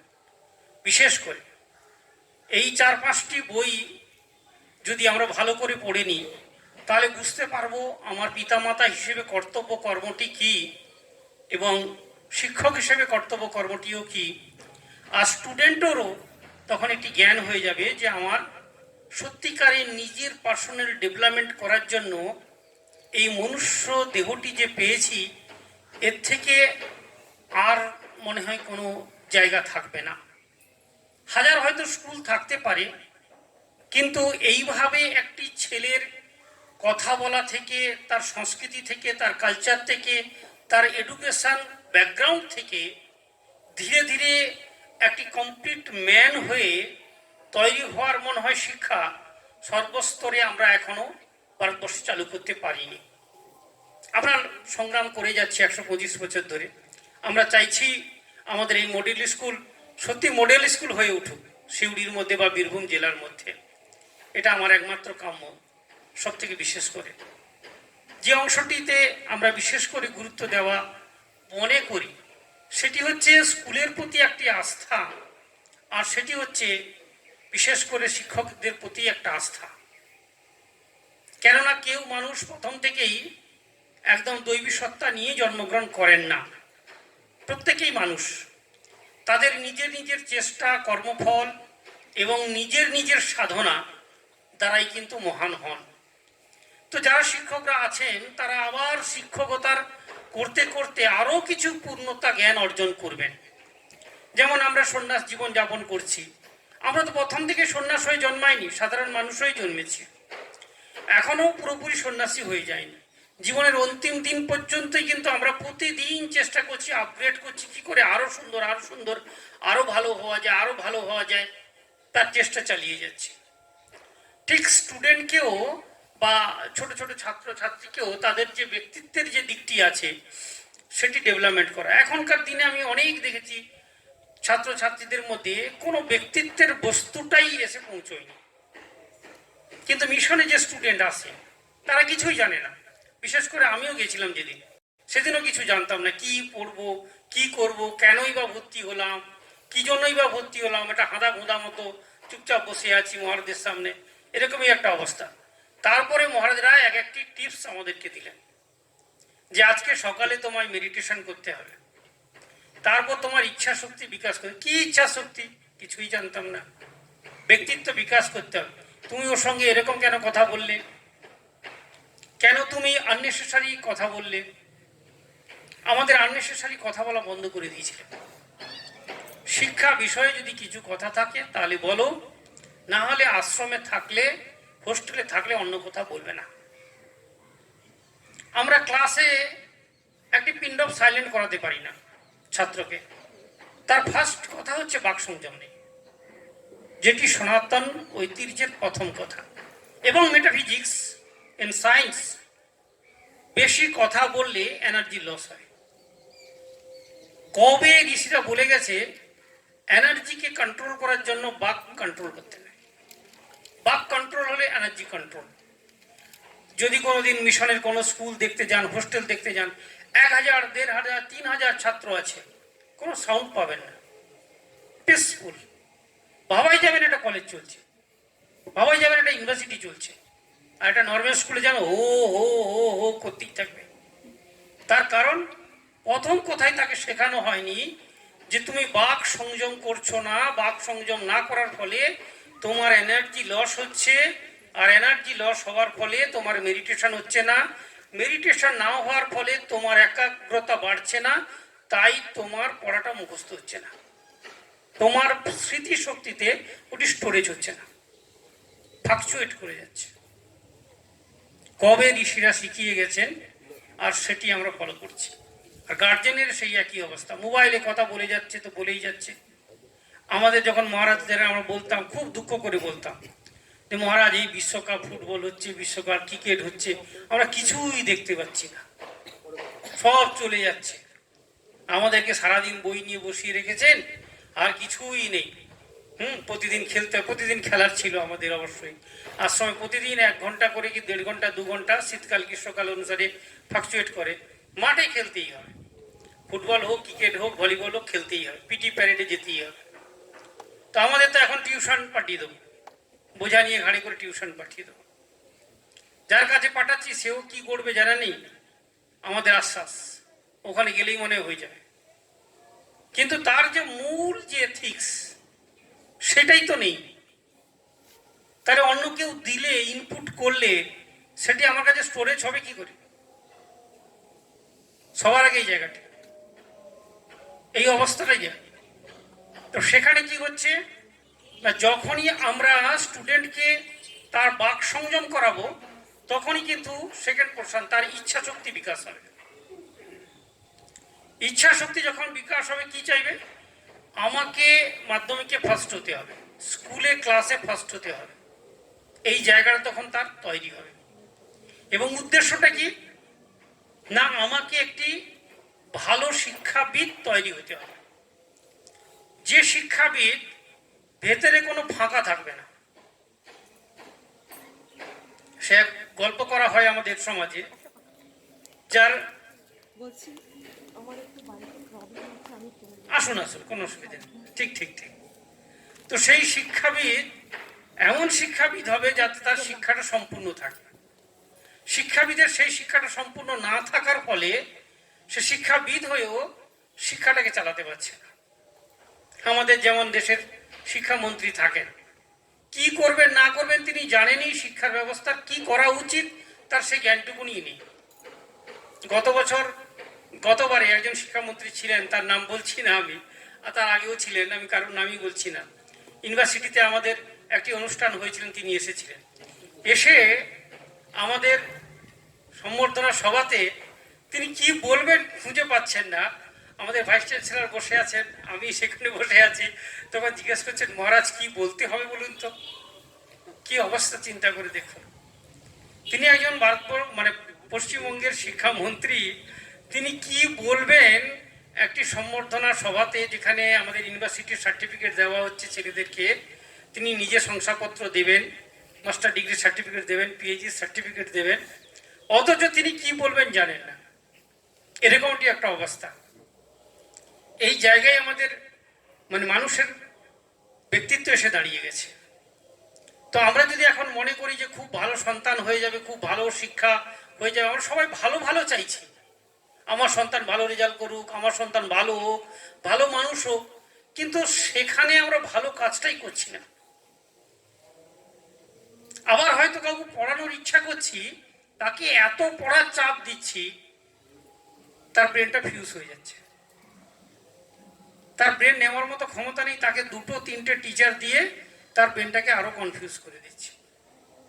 তার ব্রেনের স্ট্যান্ডার্ড লেভেল কতটা, এটা আগে মাপকাঠি করতে হবে।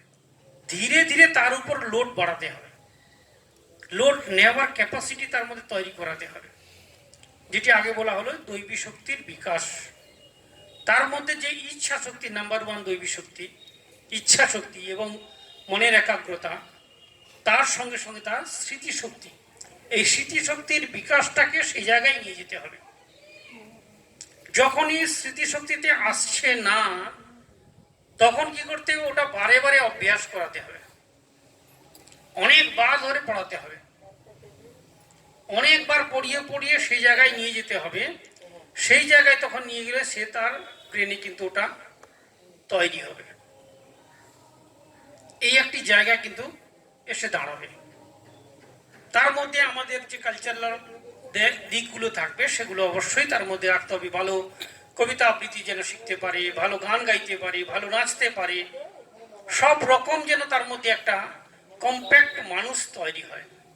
আমরা সমাজে একটা বেশ সুন্দর অ্যাডভার্টাইজ দেখি, রেমন্ডস কাপড় পরেছে, হেঁটে হেঁটে যাচ্ছে, কমপ্লিট ম্যান। তারপর এখান থেকে একটা বোতল বার করে খেলো, উল্টে পড়ে গেল। কমপ্লিট ম্যান না, কমপ্লিট ম্যান। রেমন্ডস পড়েনি নেই, কমপ্লিট ম্যান। তারপরে বোতল বার করে খেয়ে উল্টে পড়ে গেল। কিরকম কমপ্লিট ম্যান? চলতেই জানে না। যে রেমন্ডস পড়ে স্টাইলসে হাঁটতে পারে না, সে কমপ্লিট ম্যান। এরকমই একটা আমাদের স্ট্যাটাস জগতে এসে গেছে। কমপ্লিট ম্যান হচ্ছে ভেতর থেকে যদি সে সৎ পবিত্র হয়ে ওঠে এবং সঙ্গে সঙ্গে তার পিউরি পার্সেন্টটা বাড়ে, তার গভীরতা বাড়ে, যেটি করছে সেটাতে তার কম্প্যাক্ট জ্ঞান আছে, সেটাকে কেউ সরিয়ে দিতে পারবে না, এরকম একটি অবস্থা। এক সময় হয়েছিল যখন ইউনিভার্সিটিতে নিজের একটু অহংকার করে নিচ্ছি, ক্ষমা করবেন, এমএ পড়তে গেছি স্পেশাল পেপার, তখন আমার সঙ্গে 9খানা মেয়ে ছিল, আমি 1খানা ছেলে ছিলাম। ফিলোসফি তো তো তো এরকম একটি অবস্থা। তো নোট লিখতে হবে, আমি নোট লিখতাম। তা মেয়েরা বলতে একটু নোট লিখে দিন, আমি নোট লিখে দিতাম। তো স্যার একদিন বলে, তুই নোটগুলো লিখে দিচ্ছিস তো তুই ফার্স্ট হবি না, ওরা ফার্স্ট হবে। আমরা ওরা কোনোদিন ফার্স্ট হতে পারবে না। কেন না, তার কারণ হচ্ছে আমার যে ব্রেনটা আছে ও তো আমারটা ধরে ধরে মুখস্থ করে, দুটো তো ভুল লিখবে, ও দুটো ভুল লিখবে, কিন্তু আমি ঠিক লিখবো, অতএব আমি ফার্স্ট হবো। এটা হচ্ছে পারফেক্ট শিক্ষা।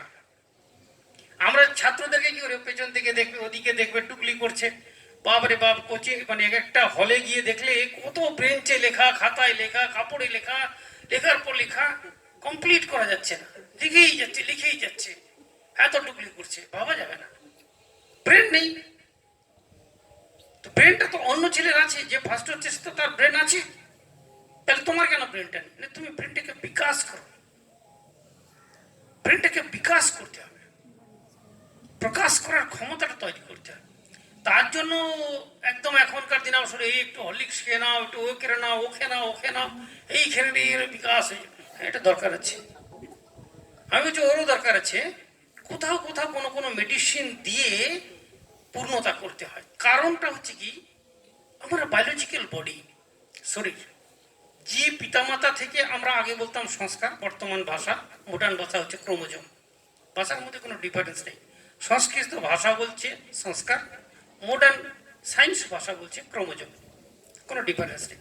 আগে বলতো ভালো সংস্কার তৈরি করো, অর্থাৎ ভালো ভালো অভ্যাসগুলো, ভালো ভালো সদ্গুণগুলো যদি অভ্যাস করা হয় সংস্কারে পরিণত হয়ে যায়।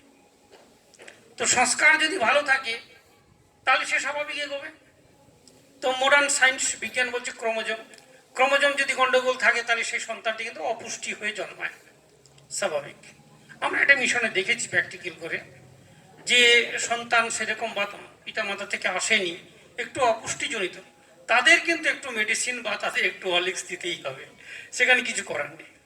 সেখানে ব্রেনের কিন্তু একটু কমজোরি থেকেই যায়, শারীরিক কমজোরি থেকে যায়, কিন্তু এটা তা নয় যে একদম সেই কমজোরি সারা জীবন থেকে যায়। চেষ্টা করতে করতে করতে করতে সে দেখা যাচ্ছে একদিন লাইটিং হয়ে যাচ্ছে, হয়তো মাধ্যমিকে হলো না, উচ্চ মাধ্যমিকে হলো না, কিন্তু দেখলো মাস্টার ডিগ্রিতে র্যাঙ্ক করে বেরিয়ে গেল, পরে কিন্তু সেই লক্ষ্যটা তার পূর্ণ হলো, তখন কিন্তু সে সে জায়গায় গিয়ে দাঁড়িয়ে যাচ্ছে, তখন তাকে কেউ ফেলতে পারছে না। তো এই যে ক্রমানুসারে একটা অভ্যাস এবং দীর্ঘদিন ধরে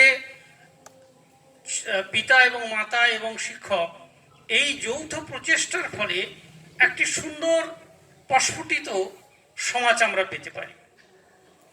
সেই কাজ আমরা করছি, এখানেও করতে চাইছি। আপনাদের বারবার একই কথাই বলছি যে আপনাদের সহযোগিতা বিশেষ করে দরকার এবং স্কুলের প্রতি আস্থা বিশেষ করেই দরকার, এটা আমি বারবার উল্লেখ করছি জায়গাটাতে একদম। তারপরে কি হচ্ছে না, মানুষের যখন তার সেই দৈবী শক্তির বিকাশের আমরা প্রচেষ্টা চালাচ্ছি, সেই প্রচেষ্টার মধ্যে আর একটি দিক আসছে যেটি আমাদের প্রাচীন কালচার, সেটি হচ্ছে যোগা এবং মেডিটেশন। বর্তমান সমাজে এটা আমাদের খুব বিশেষ করে প্রচার প্রসার ঘটেছে, কেন যোগা এবং মেডিটেশন এই দুটি জিনিস যদি ছাত্রছাত্রীদেরকে করানো হয়, তাদের যেটুকুনি ক্রোমোজোমের বিকাশ বা সংস্কারের বিকাশ হয়নি সেটা কিন্তু বিকাশ করতে বিশাল সহযোগিতা করে। তাই প্রাচীন গুরুকুলে কিন্তু আমাদের 1 ঘন্টা 1.5 ঘন্টা যোগা বা মেডিটেশন করানো হতো, বা আমরাও মিশনে করতাম।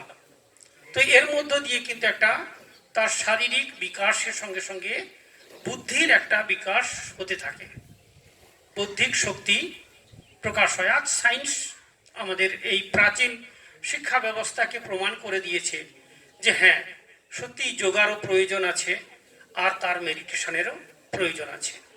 এটি ব্যতীত কিন্তু মানুষের ভিতরে দৈবী শক্তিকে বিকাশ করা সম্ভব নয়। একটি সুন্দর সমাজ গড়ার জন্য কি চাই?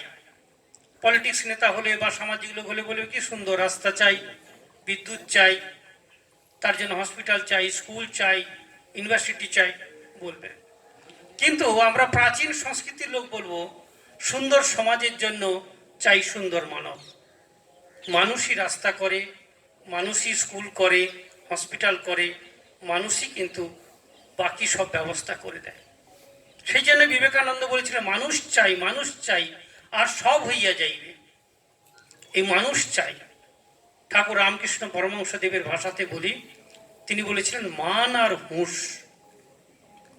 মানুষের মধ্যে যে মান আর হুঁশ, এই যে হুঁশ, তার অ্যালার্টনেস অ্যান্ড কনসাসনেস যেটি বলছি, এটি যদি তার থাকে যে আমি মানুষ হয়ে জন্মেছি, স্বামী বিবেকানন্দ বলছেন একটি সমাজে দাগ রেখে যাও।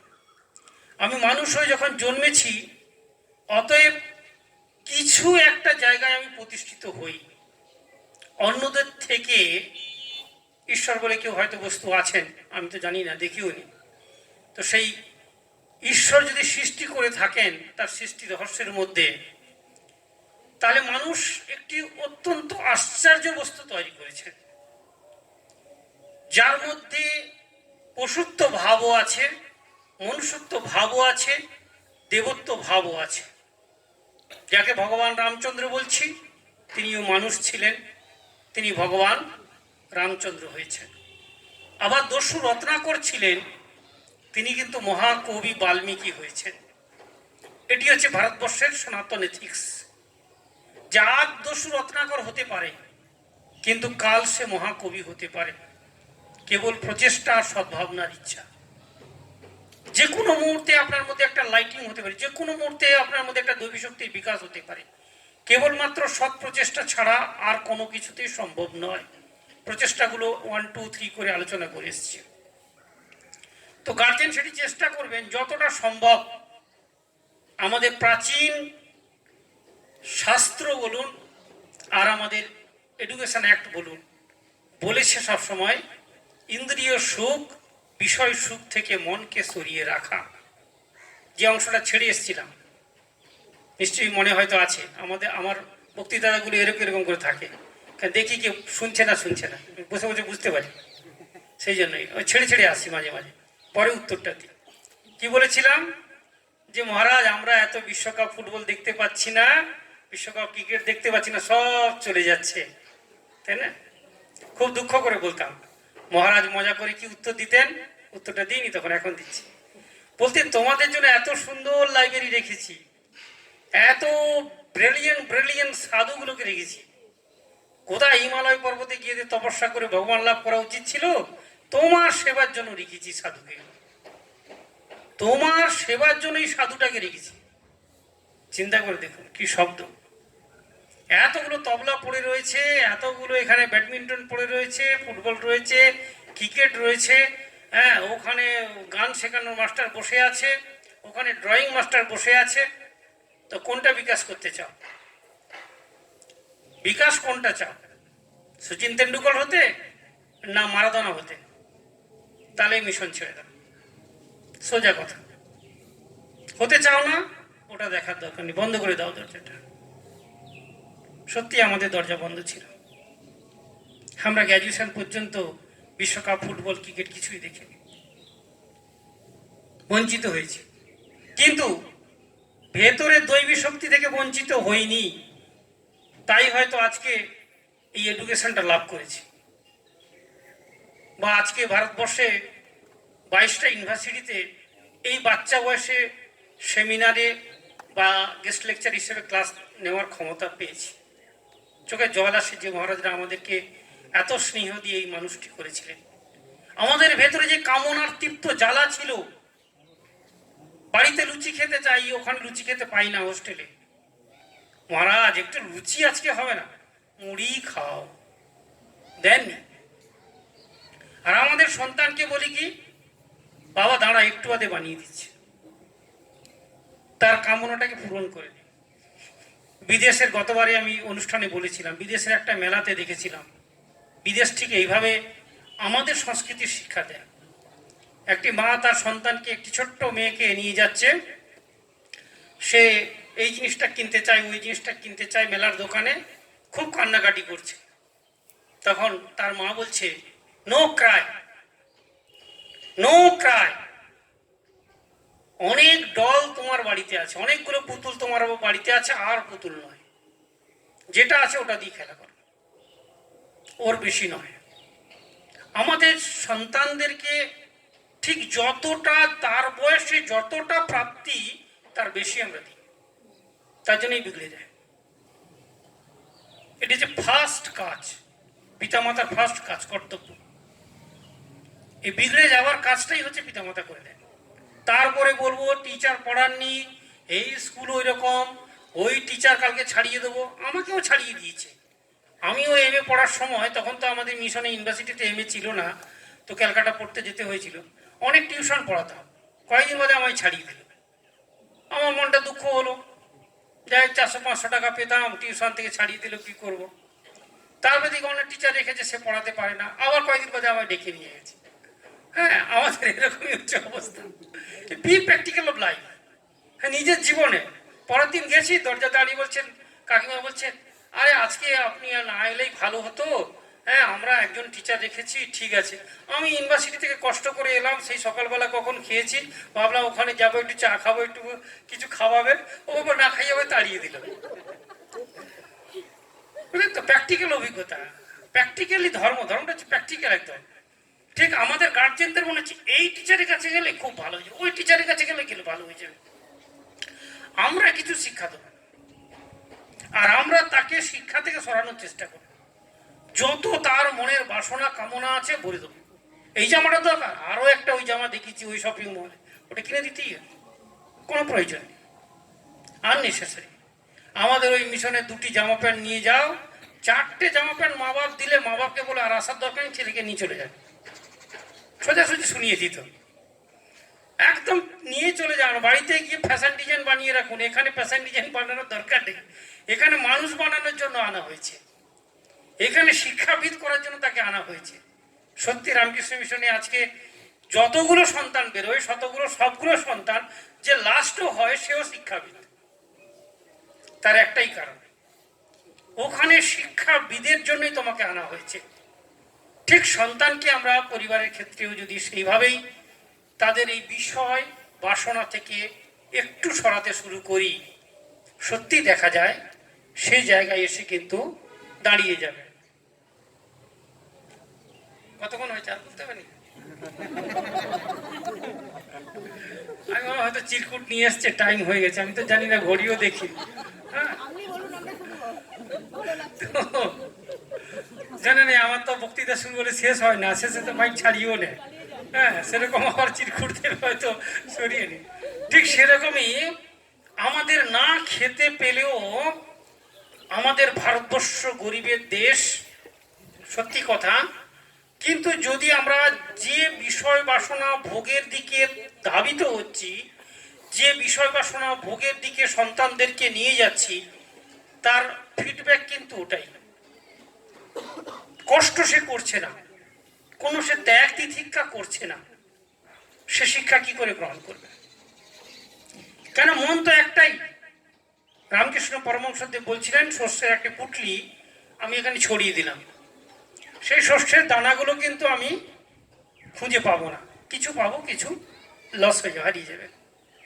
ঠিক সেরকম আমাদের ব্রেন একটাই, সেই মনটাকে যদি আমি পার্সেন্টেজ 100%-এর মধ্যে 40% এডুকেশনে দিলাম, 20% ইউটিউবে দিলাম, 10% হোয়াটসঅ্যাপে দিলাম, হ্যাঁ, আর 10% আরও বন্ধুদের ফোনে দিলাম, আর 5-6% আজকে একটা খাবো, কালকে ওইটা খাবো, কালকে ওইটা খাওয়াই দিলাম, তারপরে দিন একটু আড্ডা মারতে যাবো দিলাম, তাহলে আমি 100% রেজাল্ট নিশ্চয়ই পাবো না। একদম পারফেক্ট ম্যাথমেটিক্স, পারফেক্ট ম্যাথমেটিক্স, এখানে কোনো কম্প্রোমাইজ নেই। সেটি কিন্তু যখন মিশন অর্গানাইজেশন করে বা মিশন থিঙ্কিংয়ে যেসব স্কুল, আমরা অনেক স্কুল চালাই, আমাদের টোটাল এরকম মিশন থিঙ্কিংকে 2500 স্কুল চলে, 2500 স্কুল, ভাবতে পারছেন? আমি এরকম 6টা স্কুলে যাতায়াত করি টোটাল, আমি এটা নিয়ে 6 নম্বর স্কুল আর কি। তো এরকম 2500 স্কুল আমরা মডিফিকেশন করে চালাচ্ছি। সেখান থেকে প্রত্যেক বছর কিন্তু অনেক ভালো ফিডব্যাক, ভালো স্টুডেন্ট আমরা কিন্তু ধীরে ধীরে টিচারদের সঙ্গে যেমন আমাদের একটা সৌহার্দ্যতা হয় বা এরকম থিঙ্কিং আলোচনা হয় গার্জেনদের সঙ্গে, তারা কিন্তু একটা দুটো করে আমরা যে এথিক্সগুলোকে নিয়ে পড়াশোনা করেছি, যে রুলসগুলো নিয়ে মিশনে মেনটেন করেছি প্র্যাকটিক্যাল রূপে, সেগুলো যখন আপনাদের সঙ্গে শেয়ার করি, তখন আপনারা কিন্তু সন্তানকে ধীরে ধীরে সেগুলো ধীরে ধীরে তার মধ্যে পুট করতে থাকেন, তখন কিন্তু সেই সন্তানের কাছ থেকে আমরা অনেক ফিডব্যাক, অনেক সুন্দর কিন্তু শিক্ষা পেয়ে থাকি। তো আমাদের মূল যে বিষয়গুলো থাকলো, সেই বিষয়গুলোর দিকে আমাদের অবশ্যই ধ্যান দিতে হবে, এবং তার সঙ্গে সঙ্গে একটি জিনিস যেটি রামকৃষ্ণ মিশন করে, যেটি আমাদের সমাজ চায়। স্বামীজি বলছিলেন, এই জগৎ শুধু চরিত্রকে চায়, চরিত্রবান মানুষই এই সমাজকে পরিবর্তন করতে পারে, আর চরিত্রবানই মানুষ এই জগৎকে ধরে রাখতে পারে। আমি একটি পার্সেন্টেজ করছি, ম্যাথমেটিক্সটা বেশি পছন্দ করি, যদিও 2 নম্বর কম পেয়েছিলাম মাধ্যমিকে, 100 থেকে 2 নম্বর কম ছিল, হ্যাঁ কম তো ছিলই, 2 নম্বর ভুল করেছিলাম। তো এখন দেখুন, পশ্চিমবঙ্গে 9.5 কোটি মানুষ বসবাস করে, আমাদের প্রশাসন কত কোটি মানুষ আছে? 3 লাখ পাওয়া যায়, পুলিশ প্রশাসন 3 লাখ পাবে না। 3 লাখ মানুষ কিন্তু 9.5 কোটি মানুষকে কন্ট্রোল করতে পারবে না। তাহলে প্রত্যেকটা মানুষ নিজের সেলফ কনফিডেন্স, সেলফ ডিপেন্ডেন্ট ভাবে আছে বলে সমাজটা কিন্তু সুরক্ষিত আছে। তাহলে আমরা নিজেরা সংযত এবং নিজেরা চরিত্রবান, তার ফলে কিন্তু সমাজটাকে আমরা ধরে রাখতে পেরেছি। প্রশাসন কিন্তু সমাজের কোনো প্রয়োজন নেই, পুলিশ প্রশাসনের আমাদের কোনো দরকার নেই। কেন না, আমরা নিজেরা সংযত, নিজেরা কিন্তু আমরা বেশি করে নিজেদের সেলফ কনফিডেন্স বা আত্মবিশ্বাস যে শব্দটা বলি, সেটি রয়েছে বলে। এই শব্দটি কেন এটি বললাম, আমরা সমাজের ছেলে বা মেয়েকে ওইটি সমাজের ক্ষেত্রে নিয়ে আসছি প্র্যাকটিক্যাল, বাইরে কোথাও ছাড়তে ভয় পাই। ভয় পাওয়ার তো কোনো কারণ নেই, 9.5 কোটি মানুষকে 3 লাখ কোনোদিন কন্ট্রোল করতে পারে না, ওটা যেন ফলস শো হিসেবে রয়েছে। তাহলে আমরা self confidence and self dependable যদি হই, আত্মবিশ্বাস, আত্মশ্রদ্ধা যে শব্দটি প্রাচীন কালচার আমাদের বলছে, যেটি আমি নেক্সট আলোচনায় নিয়ে আসছি, সেই ছেলেটি, সেই মেয়েটিকে আমরা বগল দাবা করে স্কুল নিয়ে যাচ্ছি, হোস্টেল নিয়ে যাচ্ছি, দৌড়চ্ছি চারিদিকে। তার কারণ হচ্ছে ওর মধ্যে কোনো আত্মবিশ্বাস এবং আত্মশ্রদ্ধা, এই শিক্ষাটি আমি দিইনি। তার ফলে আমার ভয় হয় সমাজের কাছে ছাড়তে। সমাজ যেন একটা কলুষিতময় আমি ধরে নিয়েছি, তার ফলে সমাজকে আমি ভয় পাচ্ছি, 1 নাম্বার। 2 নাম্বার, সাইকোলজিক্যাল, ছেলে মেয়েটিকে আমি শিখিয়ে দিচ্ছি যে দেখো বাবা, সমাজে এরকম দুরাচার কাজ ঘটে, তাই তোমাকে আমি ফ্রিডম দিতে পারছি না, স্বাধীনতা দিতে পারছি না।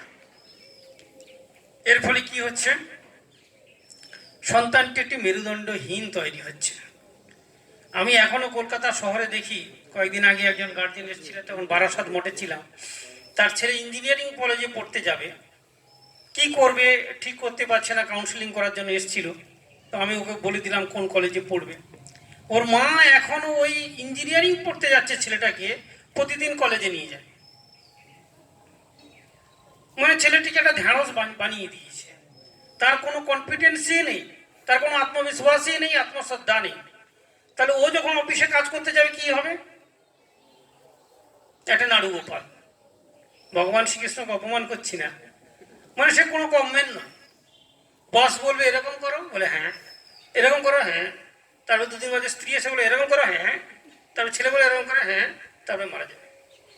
তাহলে একটা মানুষ হয়ে জন্মগ্রহণ করার পরও তার কোনো বিকাশ হলো না, অথচ একটা ডাক্তার হলো, একটা ইঞ্জিনিয়ার হলো, প্রফেসর হলো, যেটি আগে ছেড়ে এসেছি। আমি বড় ছেড়ে ছেড়ে যাই বক্তৃতার মধ্যে, কেন আবার জিজ্ঞাসা করে ধরি তো পেছনে পেছনে। সেটি বলে এলাম কি, স্বামীজি চাইছেন চরিত্রবান মানুষ। সত্যিকারে ভারতবর্ষে কয়েকজন চরিত্রবান মানুষ আছে বলে শিক্ষা ব্যবস্থাও চলছে, স্বাস্থ্য ব্যবস্থাও চলছে, সব কিছুই চলছে। সবটাই করাপ্টেড, সবটাই দুর্নীতি, সবটাই খারাপ এমনটি নয়। একটা মানুষ, সবার আগে বলে এসেছিলাম, অসত মা সদ্গয়। আমার মধ্যে, আমার নিজের দিকে তাকিয়ে বলছি, আমার মধ্যে কিছু ভালো গুণও আছে, আমার মধ্যে কিছু খারাপ গুণও আছে। সুগুণ আর কুগুণ দুটোই থাকে মানুষের মধ্যে। তো যে মানুষটি ওই পোস্টে আছে তার কিছু পার্সেন্টেজ, ওই যে বললাম 98 পেয়েছি, কিছু পার্সেন্টেজ ভালো আছে বলে সে সমাজে ভালো কাজটা করছে। আবার কিছু পার্সেন্টেজ ওই মানুষটার মধ্যে খারাপ আছে বলে সে খারাপ কাজ করছে। মানুষ দুটোকে নিয়ে চলে, ভালো মন্দ দুটোকে নিয়ে চলে। যেটি সবার আগে বলেছি, ছাত্রর ক্যারেক্টার বিল্ডিং লাস্ট স্টেপ যেটি আমরা আলোচনা করছি, আত্মবিশ্বাস, আত্মশ্রদ্ধা। সমাজের এইরকম প্রত্যেকটা মানুষের ক্ষেত্রে পার্সেন্টেজ, হয়তো ভালো গুণ কিছু পার্সেন্টেজ ভালো আছে, খারাপ গুণ কিছু পার্সেন্টেজ আছে, এরকম অবস্থা। সেটা ডাক্তার হোক, ইঞ্জিনিয়ার হোক, প্রফেসর হোক, একজন লয়ারই হোক, একজন রাজনীতিবিদ হোক, আইপিএস হোক, আইএস অফিসার হোক। তাহলে প্রত্যেকের মানুষের মধ্য থেকে যদি আমি ভালো গুণগুলোকে সরিয়ে নিয়ে আসি, তাহলে ভারতবর্ষের ওই ভালো কাজটি হচ্ছে। আবার সবগুলোর মধ্যে যদি খারাপ গুণগুলোকে গুছিয়ে নিয়ে আসি, তাহলে ভারতবর্ষের মানুষের মধ্যে ভালো খারাপের গুণগুলো দেখতে পাচ্ছি। করাপ্টেড, ক্রিমিনাল, অসৎ, এগুলো দেখতে পাচ্ছি, আবার ভালো কাজগুলো দেখতে পাচ্ছি। তো আগামী দিনের যখন সন্তান, সেই সন্তান সমাজে বড় হবে, তার পার্সেন্টেজটা যদি তার জীবনের চরিত্রগত দিক দিয়ে খারাপ গুণটা বেশি হতে থাকে, তাহলে আমার সমাজটা কলুষিত হবে, সমাজটা খারাপ হবে। এটি প্রাচীন ঋষিরা এই শিক্ষাটা দিয়েছিলেন যে আত্মবিশ্বাস এবং আত্মশ্রদ্ধা, এই আত্মবিকাশ, আত্মার বিকাশ, নিচে সেলফ কনফিডেন্স। খুব বড় বড় মানুষকে দেখবেন, প্র্যাকটিক্যালি আমি খুব দেখি, আমি একটু অন্যরকম টাইপের মানুষ, একটু আনকমন টাইপের মানুষ বসে দেখি, বেশ ভালো একটা শিক্ষিত মানুষ, একজন প্রফেসর মানুষ। শিউলি স্টেশনে বসে আছি গতবারে, একজন মানুষ এসে বসলেন, তিনি কলেজের প্রফেসর। তিনি সববারেই যান, এদিকে গেলে দুর্গাপুর যাচ্ছে ট্রেনটা, আর এদিকে গেলে বোলপুর যাচ্ছে। সে জিজ্ঞেস করছে, এই ট্রেনটা দুর্গাপুর যাবে? আমরা হ্যাঁ যাবে। প্রফেসর, দুর্গাপুর যাবে? হ্যাঁ দুর্গাপুর যাবে। তারপরে বলছে, এইদিকেই যাবে না? বলে হ্যাঁ এইদিকেই যাবে। বলে আপনি স্টেশনে অনেকবার এসছেন? বলে হ্যাঁ আমি অনেক বছর ধরেই আছি, এরকম করে অনেক বছর ধরেই যাচ্ছি। তারপর ট্রেনটায় উঠলো, আমার কাছেই বসলেন। তারপরে তিনি ভদ্রলোক বলছেন, ট্রেনটা দুর্গাপুর যাবেই না? কারণটা কি?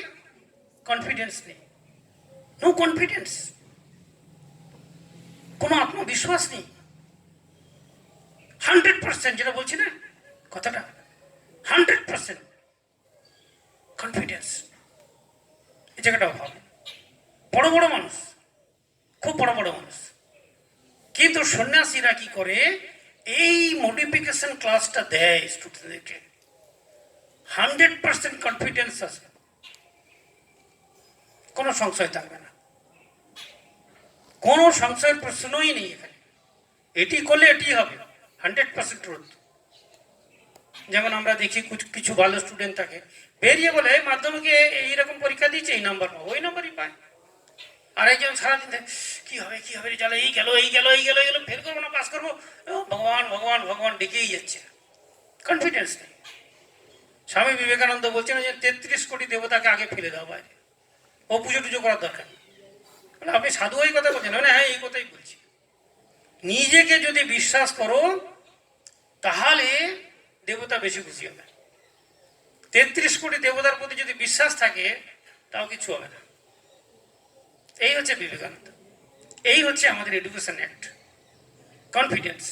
আপনি যত অফিসে যাবেন, যত জায়গায় যাবেন, দেখবেন প্রত্যেকটা মানুষ একদম উপর থেকে নিচ পর্যন্ত সবসময় প্রত্যেকটা কাজে সংশয়গ্রস্ত। কোনটা রং কোনটা রাইট ডিসিশন করতে করতে করতে করতে শুধু পেন্টিং পেন্টিং পেন্টিং করতে করতে সারা জীবন শেষ হয়ে যায়। সারা জীবনই তার শেষ, কোনটা ঠিক কোনটা ভুল এটা নির্বাচন করতে করতে সংশয় করে করে শেষ, পুরো জীবনটাই শেষ হয়ে গেল। কিন্তু যারা পারফেক্ট ব্যক্তিত্ববান হবে, ক্যারেক্টারবান হবেন, তারা কিন্তু কোনো সময় সংশয় করবেন না। খুব বসে ঠান্ডা মাথায় প্ল্যানটাকে সিদ্ধান্ত করে তৈরি করবেন, ঠিক ডিসিশন নেবেন, ওই কাজটি করবেন। ঠিক আমরাও সন্তানকে মানুষ করবার সময় কিন্তু তার যে মূল জায়গাটি আত্মবিশ্বাস এবং আত্মশ্রদ্ধা, যেটি আমাদের মিশন ঢুকিয়ে দেয় ভেতরে, তুমি পারবে, তুমি পারবে, তুমি একমাত্র পারবে, আর কেউ পারবে না। এই কথাগুলো আমাদেরকে মহারাজরা শেখাতেন। তুমি পারবে, তোমার মধ্যে অনন্ত শক্তি আছে, যেটি সনাতন এথিক্স অ্যান্ড মেটাফিজিক্স বলছে। মানুষের মধ্যে সবার ব্রেন সমান, মেডিকেল সায়েন্সও বলছে। কবে ঋষিরা বলে গেছে, এই থিওরি ফলো করে করে তারা চলেছে সেই যুগ থেকে, যে প্রত্যেকের মধ্যে সেই অনন্ত সম্ভাবনা রয়েছে, অনন্ত শক্তি আছে, অনন্ত জ্ঞান আছে, তুমি পারবে। এই যে আত্মবিশ্বাস যখন তার মা বাবা এবং শিক্ষক দেন, তখন তার বুকের ভেতরে একটা আশা জাগে, একটা দিব্য শক্তি। বলা হচ্ছে না, প্রথম থেকে বলা হচ্ছে কি দিব্য শক্তি, দিব্য শক্তি মহারাজ বলে যাচ্ছেন, ওটা কি উপর থেকে আসবে নাকি? ওইরকম করো না, ভেতর থেকে। তো তখন তার সেলফ কনফিডেন্স জেগে যাবে যে আমিও পারি জগতে কোনো না কোনো একটা জায়গায় এস্টাবলিশ হতে, এবং আমি অবশ্যই পারি জগতে খুব বড় না হলেও নিজের জীবনটা সুষ্ঠুভাবে চালিয়ে যেতে, এবং সমাজকে কিছু না কিছু দিতে, যদি নাও দিতে পারি নিজের জীবনটাও যদি সুষ্ঠুভাবে চালিয়ে যাই, যাকে জেন্টেলম্যান বলা হয়, তাহলেও সমাজের বিশাল বড় একটা উপকার।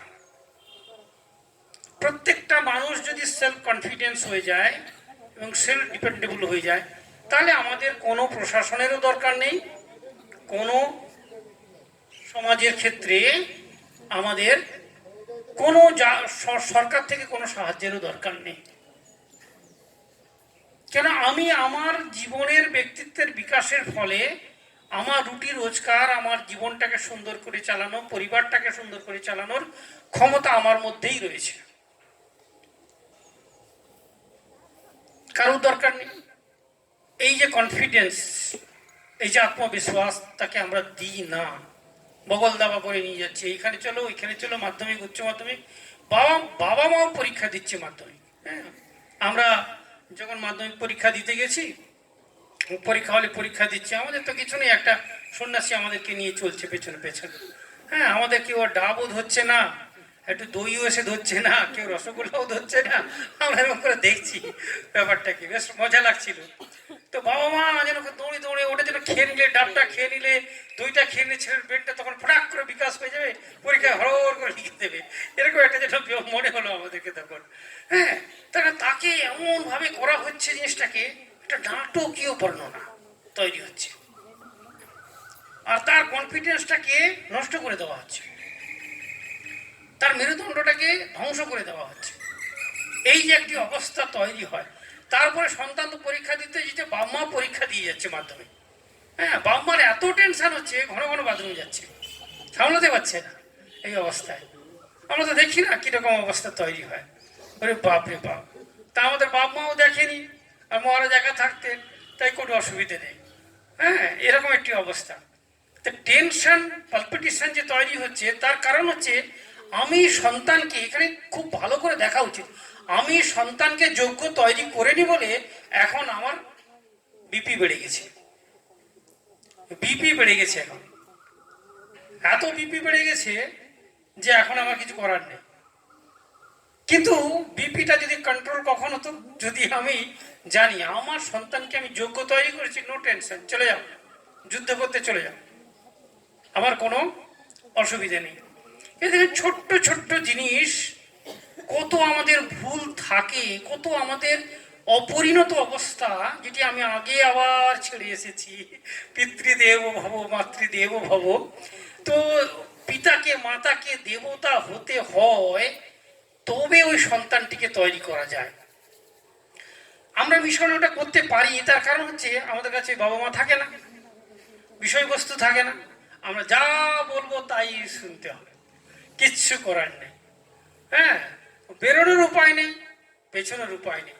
কেন, যেটি বলছি সেটি তো সৎ বলছি, সতের বাইরে তো কিছু বলছি না, তাহলে পালপিটেশনের কোনো প্রশ্নই আসছে না।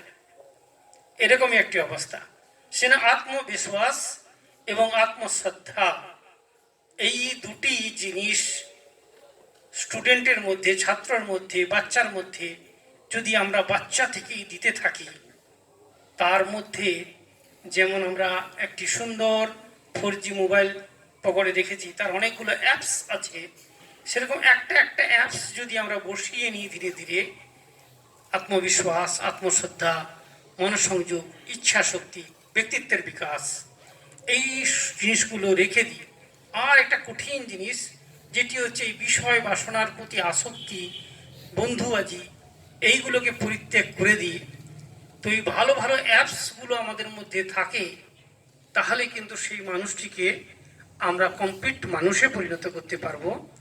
এবং সত্যিকারে আজকে যে শিক্ষার হাল অনেক নিচু, এবং প্রাচীন বৈদিক শিক্ষা যে অনেক উঁচু ছিল, এবং রামকৃষ্ণ মিশন তার যে একটি জ্বলন্ত দৃষ্টান্ত ভারতীয় সমাজ ব্যবস্থায়, শিক্ষা ব্যবস্থার আলোয় আলোকিত করে রেখেছে, সেটা অতি অবশ্যই আমরা করে চলছি। প্র্যাকটিক্যালি আমরা ওই স্কুলে করতে পারবো, এটা আমাদের দৃঢ় বিশ্বাস। এবং আপনারা আরও চেষ্টা করুন যাতে বেশি সংখ্যক এই সৎ শিক্ষা, সদ্ভাবনা দেওয়া যায় বেশি সংখ্যক স্টুডেন্টকে।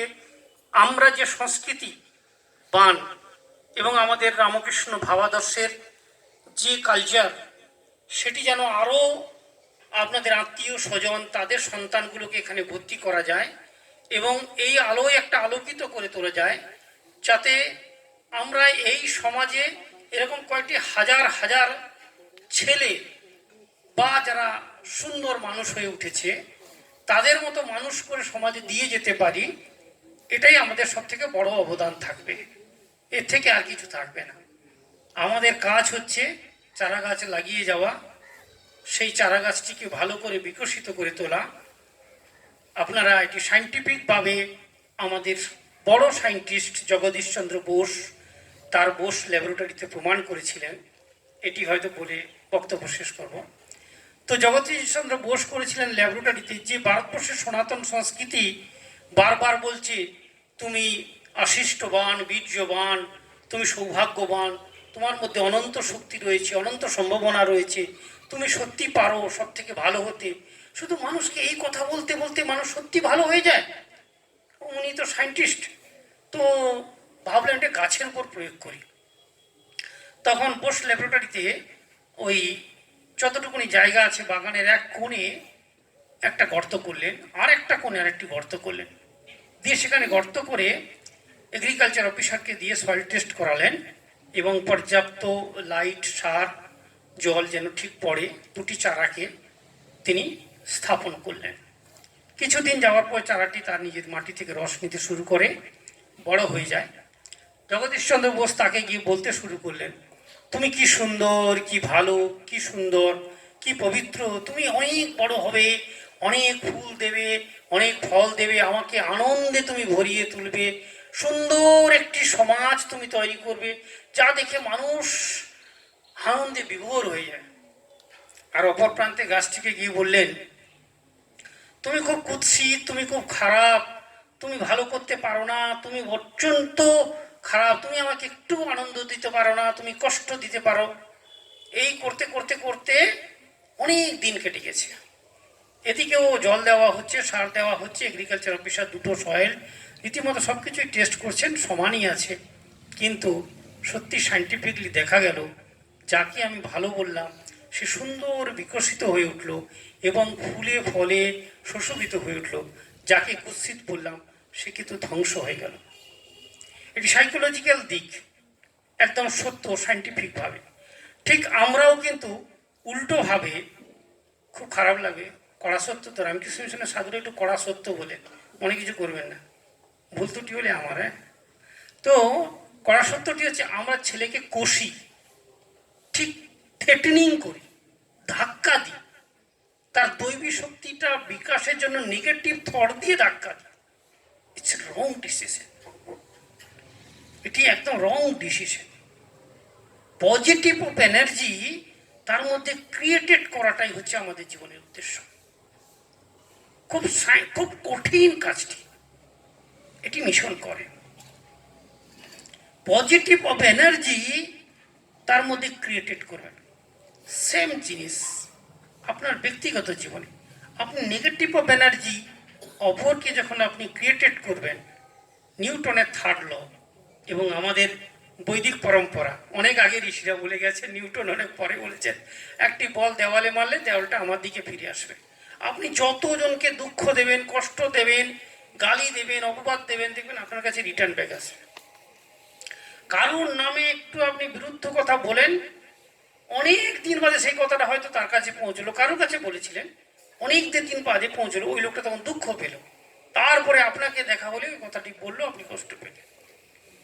কি রকম ঋষিরা বাক সংযম ছিলেন এবং কিভাবে তারা পজিটিভ এনার্জি ছাড়া কিছুই বুঝতেন না, নেগেটিভ এনার্জি সবার মধ্যে রয়েছে। আমি আবার সেই পিছনে যাচ্ছি। প্রত্যেক মানুষের মধ্যে ভালো গুণও আছে, খারাপ গুণও আছে, আমার মধ্যেও আছে, আবার আমার মধ্যে ভালো গুণও আছে, খারাপ গুণও আছে। সেরকমই আমাদের মধ্যে নেগেটিভ এনার্জি তো আছেই, তো ওটাকে নিয়ে মেতে আমার লাভ কি? যেটা আমায় দুঃখ দেবে, যেটা আমার ব্যক্তিত্বকে বিকাশ করতে দেবে না, আমার জীবনকে প্রস্ফুটিত করতে দেবে না, তাহলে আছেই যখন আমি জানি, তাহলে সেটাকে নিয়ে আমার চুলচোরা বিশ্লেষণ করার প্রয়োজন নেই। ঠাকুর শ্রী রামকৃষ্ণ পরমহংসদেব বলছেন, যত পূর্ব দিকে আপনি এগোবেন, পশ্চিম দিকটা কিন্তু তত পিছিয়ে যাবে।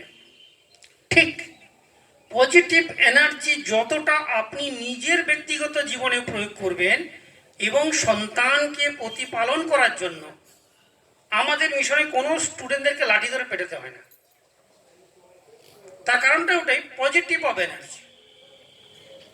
সেখানে পজিটিভ অফ এনার্জি দেওয়ার ফলে ও তো বুঝে গেছে ওর নেগেটিভটা কি, স্টুডেন্টের তার নিজের দুর্বলতাটা কি সে বুঝে গেছে, তখন সে সেখান থেকে ওঠার চেষ্টা করবে। এটাই হচ্ছে আত্মবিশ্বাসের একটা জায়গা, ওই ইচ্ছা শক্তিটা তখন তার ক্রিয়েটেড হবে। আপনি যত পজিটিভ এনার্জি ওর মধ্যে প্রয়োগ করবেন, তত কিন্তু ও নেগেটিভটা বুঝতে পারবে, আর ওই নেগেটিভটাকে পরিত্যাগ করে ও কিন্তু ইচ্ছা শক্তির দ্বারা নিজের দৈবী শক্তিটাকে কিন্তু সে বিকাশ করবে। এটা আমরা প্র্যাকটিক্যাল মিশনে পড়তে পড়তে পেয়েছি, এখনো স্টুডেন্টদেরকে তাই করতে থাকি এবং তাই বিকাশ হয়। তাই আমি সবার গার্জেন, শিক্ষক যারা শুনছেন, আশেপাশে সবাইকেই বলছি, নিজের ব্যক্তিগত জীবনেও কোনো নেগেটিভ নিয়ে চর্চা করবেন না। প্রত্যেক মানুষের মধ্যে, সে পলিটিক্স নেতা হোক, সমাজবিদ হোক, শিক্ষাবিদ হোক, নেগেটিভ এনার্জি আছে। প্রত্যেকটির মানুষের সৎ গুণগুলোকে দেখবেন, তার সৎ গুণগুলোকে নিয়ে বিচার করবেন, সেটাকে কিন্তু ক্রিয়েটেড করবেন এবং স্টুডেন্টদেরকেও সেইভাবে আপনারা কিন্তু মোটিভেশন করবেন। কোনো সময় নেগেটিভ এনার্জি দিয়ে তার সাইকোলজিতে ধাক্কা দেবেন না। নেগেটিভ এনার্জি ধাক্কা দিলে তার মধ্যে কিন্তু ধীরে ধীরে তার মধ্যে ফ্রাস্ট্রেশন, ডিপ্রেশন আসতে শুরু করবে। কেন? মা, বাবা, শিক্ষক ধাক্কা দিলে সব থেকে বেশি ধাক্কা হয়, এটি তো সব থেকে বড় জায়গা। তোর দ্বারা কিছু হবে না, এই কথাটি বলে দেওয়া মানে তার ভেতরে কিন্তু কোথাও কনসাসনেস মাইন্ড, আনকনসাসনেস মাইন্ড কিন্তু ওটা ডিপ রুটেড ভাবে ওটা প্রয়োগ করে যায়। তখন যখন সুপার কনসাসনেস আসে, তখন সুপার কনসাসনেস যখন আসে, তখন সে বলে আমাকে এইভাবেই তোমরা কষ্ট দিয়েছিলে, এইভাবেই যন্ত্রণা দিয়েছিলে, সাট করে ধাক্কা মারে। মানে ওটা এতটা ডিপ রুটেড ভাবে বসে যায়। এই জন্য আমাদের চেষ্টা করতে হবে যাতে কনসাসনেস মাইন্ডে কাজগুলো আমরা করি, আনকনসাসনেস ভাবে ওদেরকে আমরা না বলি, এবং সেখানে সুপার কনসাসনেস অবস্থায় তাদেরকে যেন নিয়ে আসি। এটাই আমাদের হচ্ছে ফার্স্ট ক্রাইটেরিয়া কর্ম। খুব কাজটা কঠিন, কেন নিজে এই শিক্ষায় শিক্ষিত না থাকলে, নিজে এই অভ্যাসের তৈরি না থাকলে সত্যি নিজের সন্তানকে মানুষ করা খুব কঠিন। আমাদের তো অনেকগুলো সন্তান হয়, ভাবা যায় না জীবনে 200 সন্তানটা হয়। আপনাদের 1-2 সন্তান তাও পাচ্ছেন না, আমরা 200-300 সন্তানকে মানুষ করি। আমাদের অনেক ছেলে, কে এখন বিদেশে পড়ছে, কে ওখানে পড়ছে, কে কলেজে প্রফেসরি করছে, কিন্তু নিজের একটাও নেই, কিন্তু সবকটাই আমার নিজের। তো আমরাও চাইবো যে আপনারাও নিজের সন্তানটিকে এই সুপার কনসাসনেস অবস্থায় নিয়ে আসুন, এবং পজিটিভ এনার্জির কথা বলবেন, নেগেটিভ এনার্জির কথা বলবেন না, আর সমাজে কোনো নেগেটিভ চিন্তা করবেন না। দেখুন, একটা সাইন্টিফিকলি মন্দিরে কিচ্ছু নেই, একটা পাথরের মূর্তি দেবতা থাকে, ও তো কথাও বলে না, খায়ও না, কিচ্ছু করে না, চুপচাপ বসে থাকে, যখনই যখন করে বসে থাকে, কিচ্ছু বলে না। হ্যাঁ, তাও মন্দিরে যাবেন যেমন শান্তি, বলে না মন্দিরে গেলাম খুব শান্তি। তো কেন শান্তি হলো? ওখানে গিয়ে কেউ অশান্তির চিন্তা করে না, ওখানে গিয়ে কেউ ওখানে কাউকে অভিশাপ দেয় না, ওখানে গিয়ে কারোর বিরুদ্ধে নেগেটিভ চিন্তা করে না। সব সময় গেলে ভগবান ভালো করো, সুখে রাখো, সবাইকে ভালো রাখো, এই আমার অসুখটা হয়েছে ভালো করে দাও, আমার ছেলেই শুনছে না, আমার মেয়ে শুনছে না, শুধু ভালো ভালো বলে যাচ্ছি। তো ওখানে ভালোর একটা পজিটিভ অফ এনার্জি ক্রিয়েটেড হয়। ঠিক সেম জিনিস আপনি যদি বাড়িতেও তৈরি করেন, তারপরে নিজের এই মনটাতে তৈরি করেন পজিটিভ। নেগেটিভ এনার্জি প্রচুর কষ্ট দেয়, ও আসবে পেছনে, দৌড়তেই থাকবে, ছাড়বে না। পজিটিভ যেমন আছে, নেগেটিভের পেছনে দৌড়বে, ছাড়বে না। আমাদের তো প্রচুর লড়াই করতে হয় না জীবনে, যখন আমরা পজিটিভ চলতে চাই, কত নেগেটিভ পেছনে দৌড়তে থাকে। সো এরকম নেগেটিভ এনার্জি আসবে, ওগুলোকে গুরুত্ব দেবেন না। ওর জীবনের অঙ্গ, ওটা ভগবান একটু করে আপনার সঙ্গে দিয়ে রেখেছে আপনাকে টেস্ট করার জন্য। আপনি কতটা পজিটিভ, ওই নেগেটিভটা দিয়েছে ওই কারণে, সমাজে নেগেটিভটা দিয়েছে, আপনি কতটা ভালো তার পরীক্ষা করার জন্য। সেই পজিটিভ এনার্জিটাকে সবসময় ক্রিয়েটেড করবেন, আর সবসময় চেষ্টা করবেন যাতে না তাকে ধাক্কা দেওয়া। এটি হচ্ছে ফার্স্ট কাজ। এবং তার মধ্যে আত্মবিশ্বাস আসবে, আত্মশ্রদ্ধা আসবে, ইচ্ছা শক্তি আসবে, তখন আর তাকে কিছু বলতে হবে না। এটা 2-3 বছর প্র্যাকটিস করলে ও স্টুডেন্ট আপনাতেই তখন দৌড়তে থাকবে। এটা আমরা প্র্যাকটিক্যালি জীবনে দেখেছি। আজকে অনেকক্ষণ ধরেই হলো, একটু বিরাম দিয়ে আবার যখন আসবো আবার আলোচনা হবে।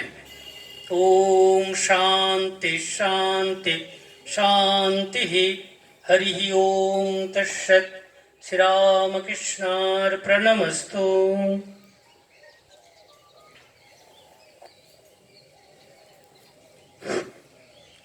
মহারাজজিকে আমাদের সকলের তরফ থেকে, বিদ্যালয় এবং উপস্থিত সমস্ত অভিভাবক, অভিভাবিকা, শিক্ষক, শিক্ষয়িত্রী সকলের পক্ষ থেকে ঐকান্তিক শ্রদ্ধা নিবেদন করি।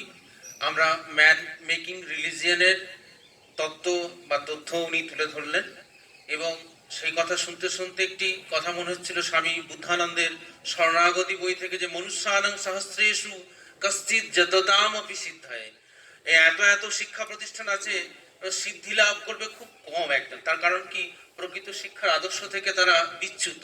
তাই আমরা মহারাজজির আশীর্বাদ প্রাপ্ত হয়ে তার অমীয় বাণী শ্রবণ করে আশা করি যে আগামী দিনে স্বামী বিবেকানন্দ মডেল স্কুল সেই দিকেই যাবে।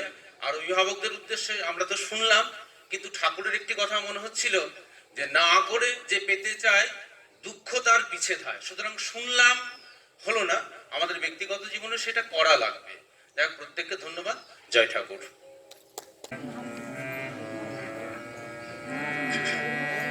ডুব ডুব ডুব ডুব সাগরে আমার মন, ডুব ডুব ডুব ডুব সাগরে আমার মন।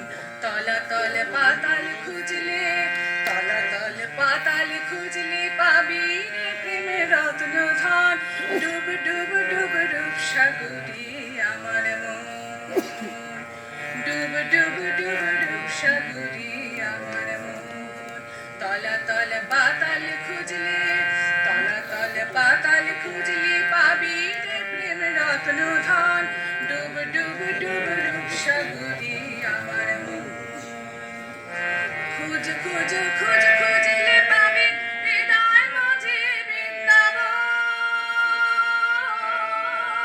খুঁজ খুঁজ খুঁজ খুঁজলে পাবি হৃদয় মাঝে বৃন্দাবন দেব দেব দেব জ্ঞানের বাতি দেব দেব দেব জ্ঞানের বাতি জ্বলবে হৃদয়ে অনুক্ষণ জ্বলবে হৃদয়ে অনুক্ষণ ডুব ডুব ডুব রূপ সাগরে আমার মন ডুব ডুব ডুব রূপ সাগরে আমার মন তলা তলা পাতাল খুঁজলে তলা তলা পাতাল খুঁজলে পাবি রে প্রেম রত্ন ধন পাবি রে প্রেম রত্ন ধন ডুব ডুব ডুব রূপ সাগরে আমার মন ড্যাং ড্যাং ড্যাং ডানায় ডেঙে নালায় আমার সে কুঞ্জ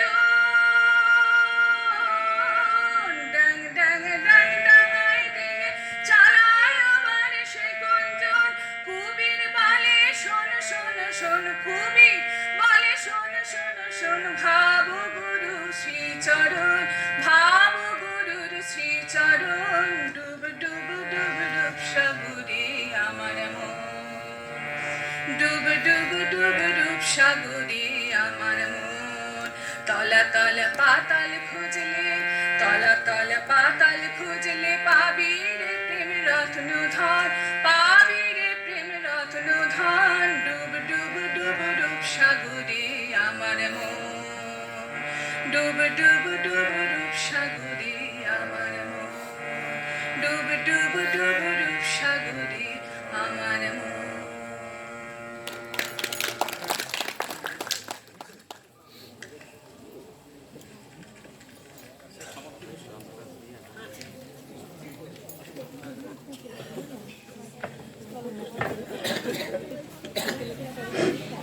আজকের অনুষ্ঠানের এখানেই শুভ সমাপ্তি। প্রত্যেককে এতক্ষণ থাকার জন্য আন্তরিক ধন্যবাদ।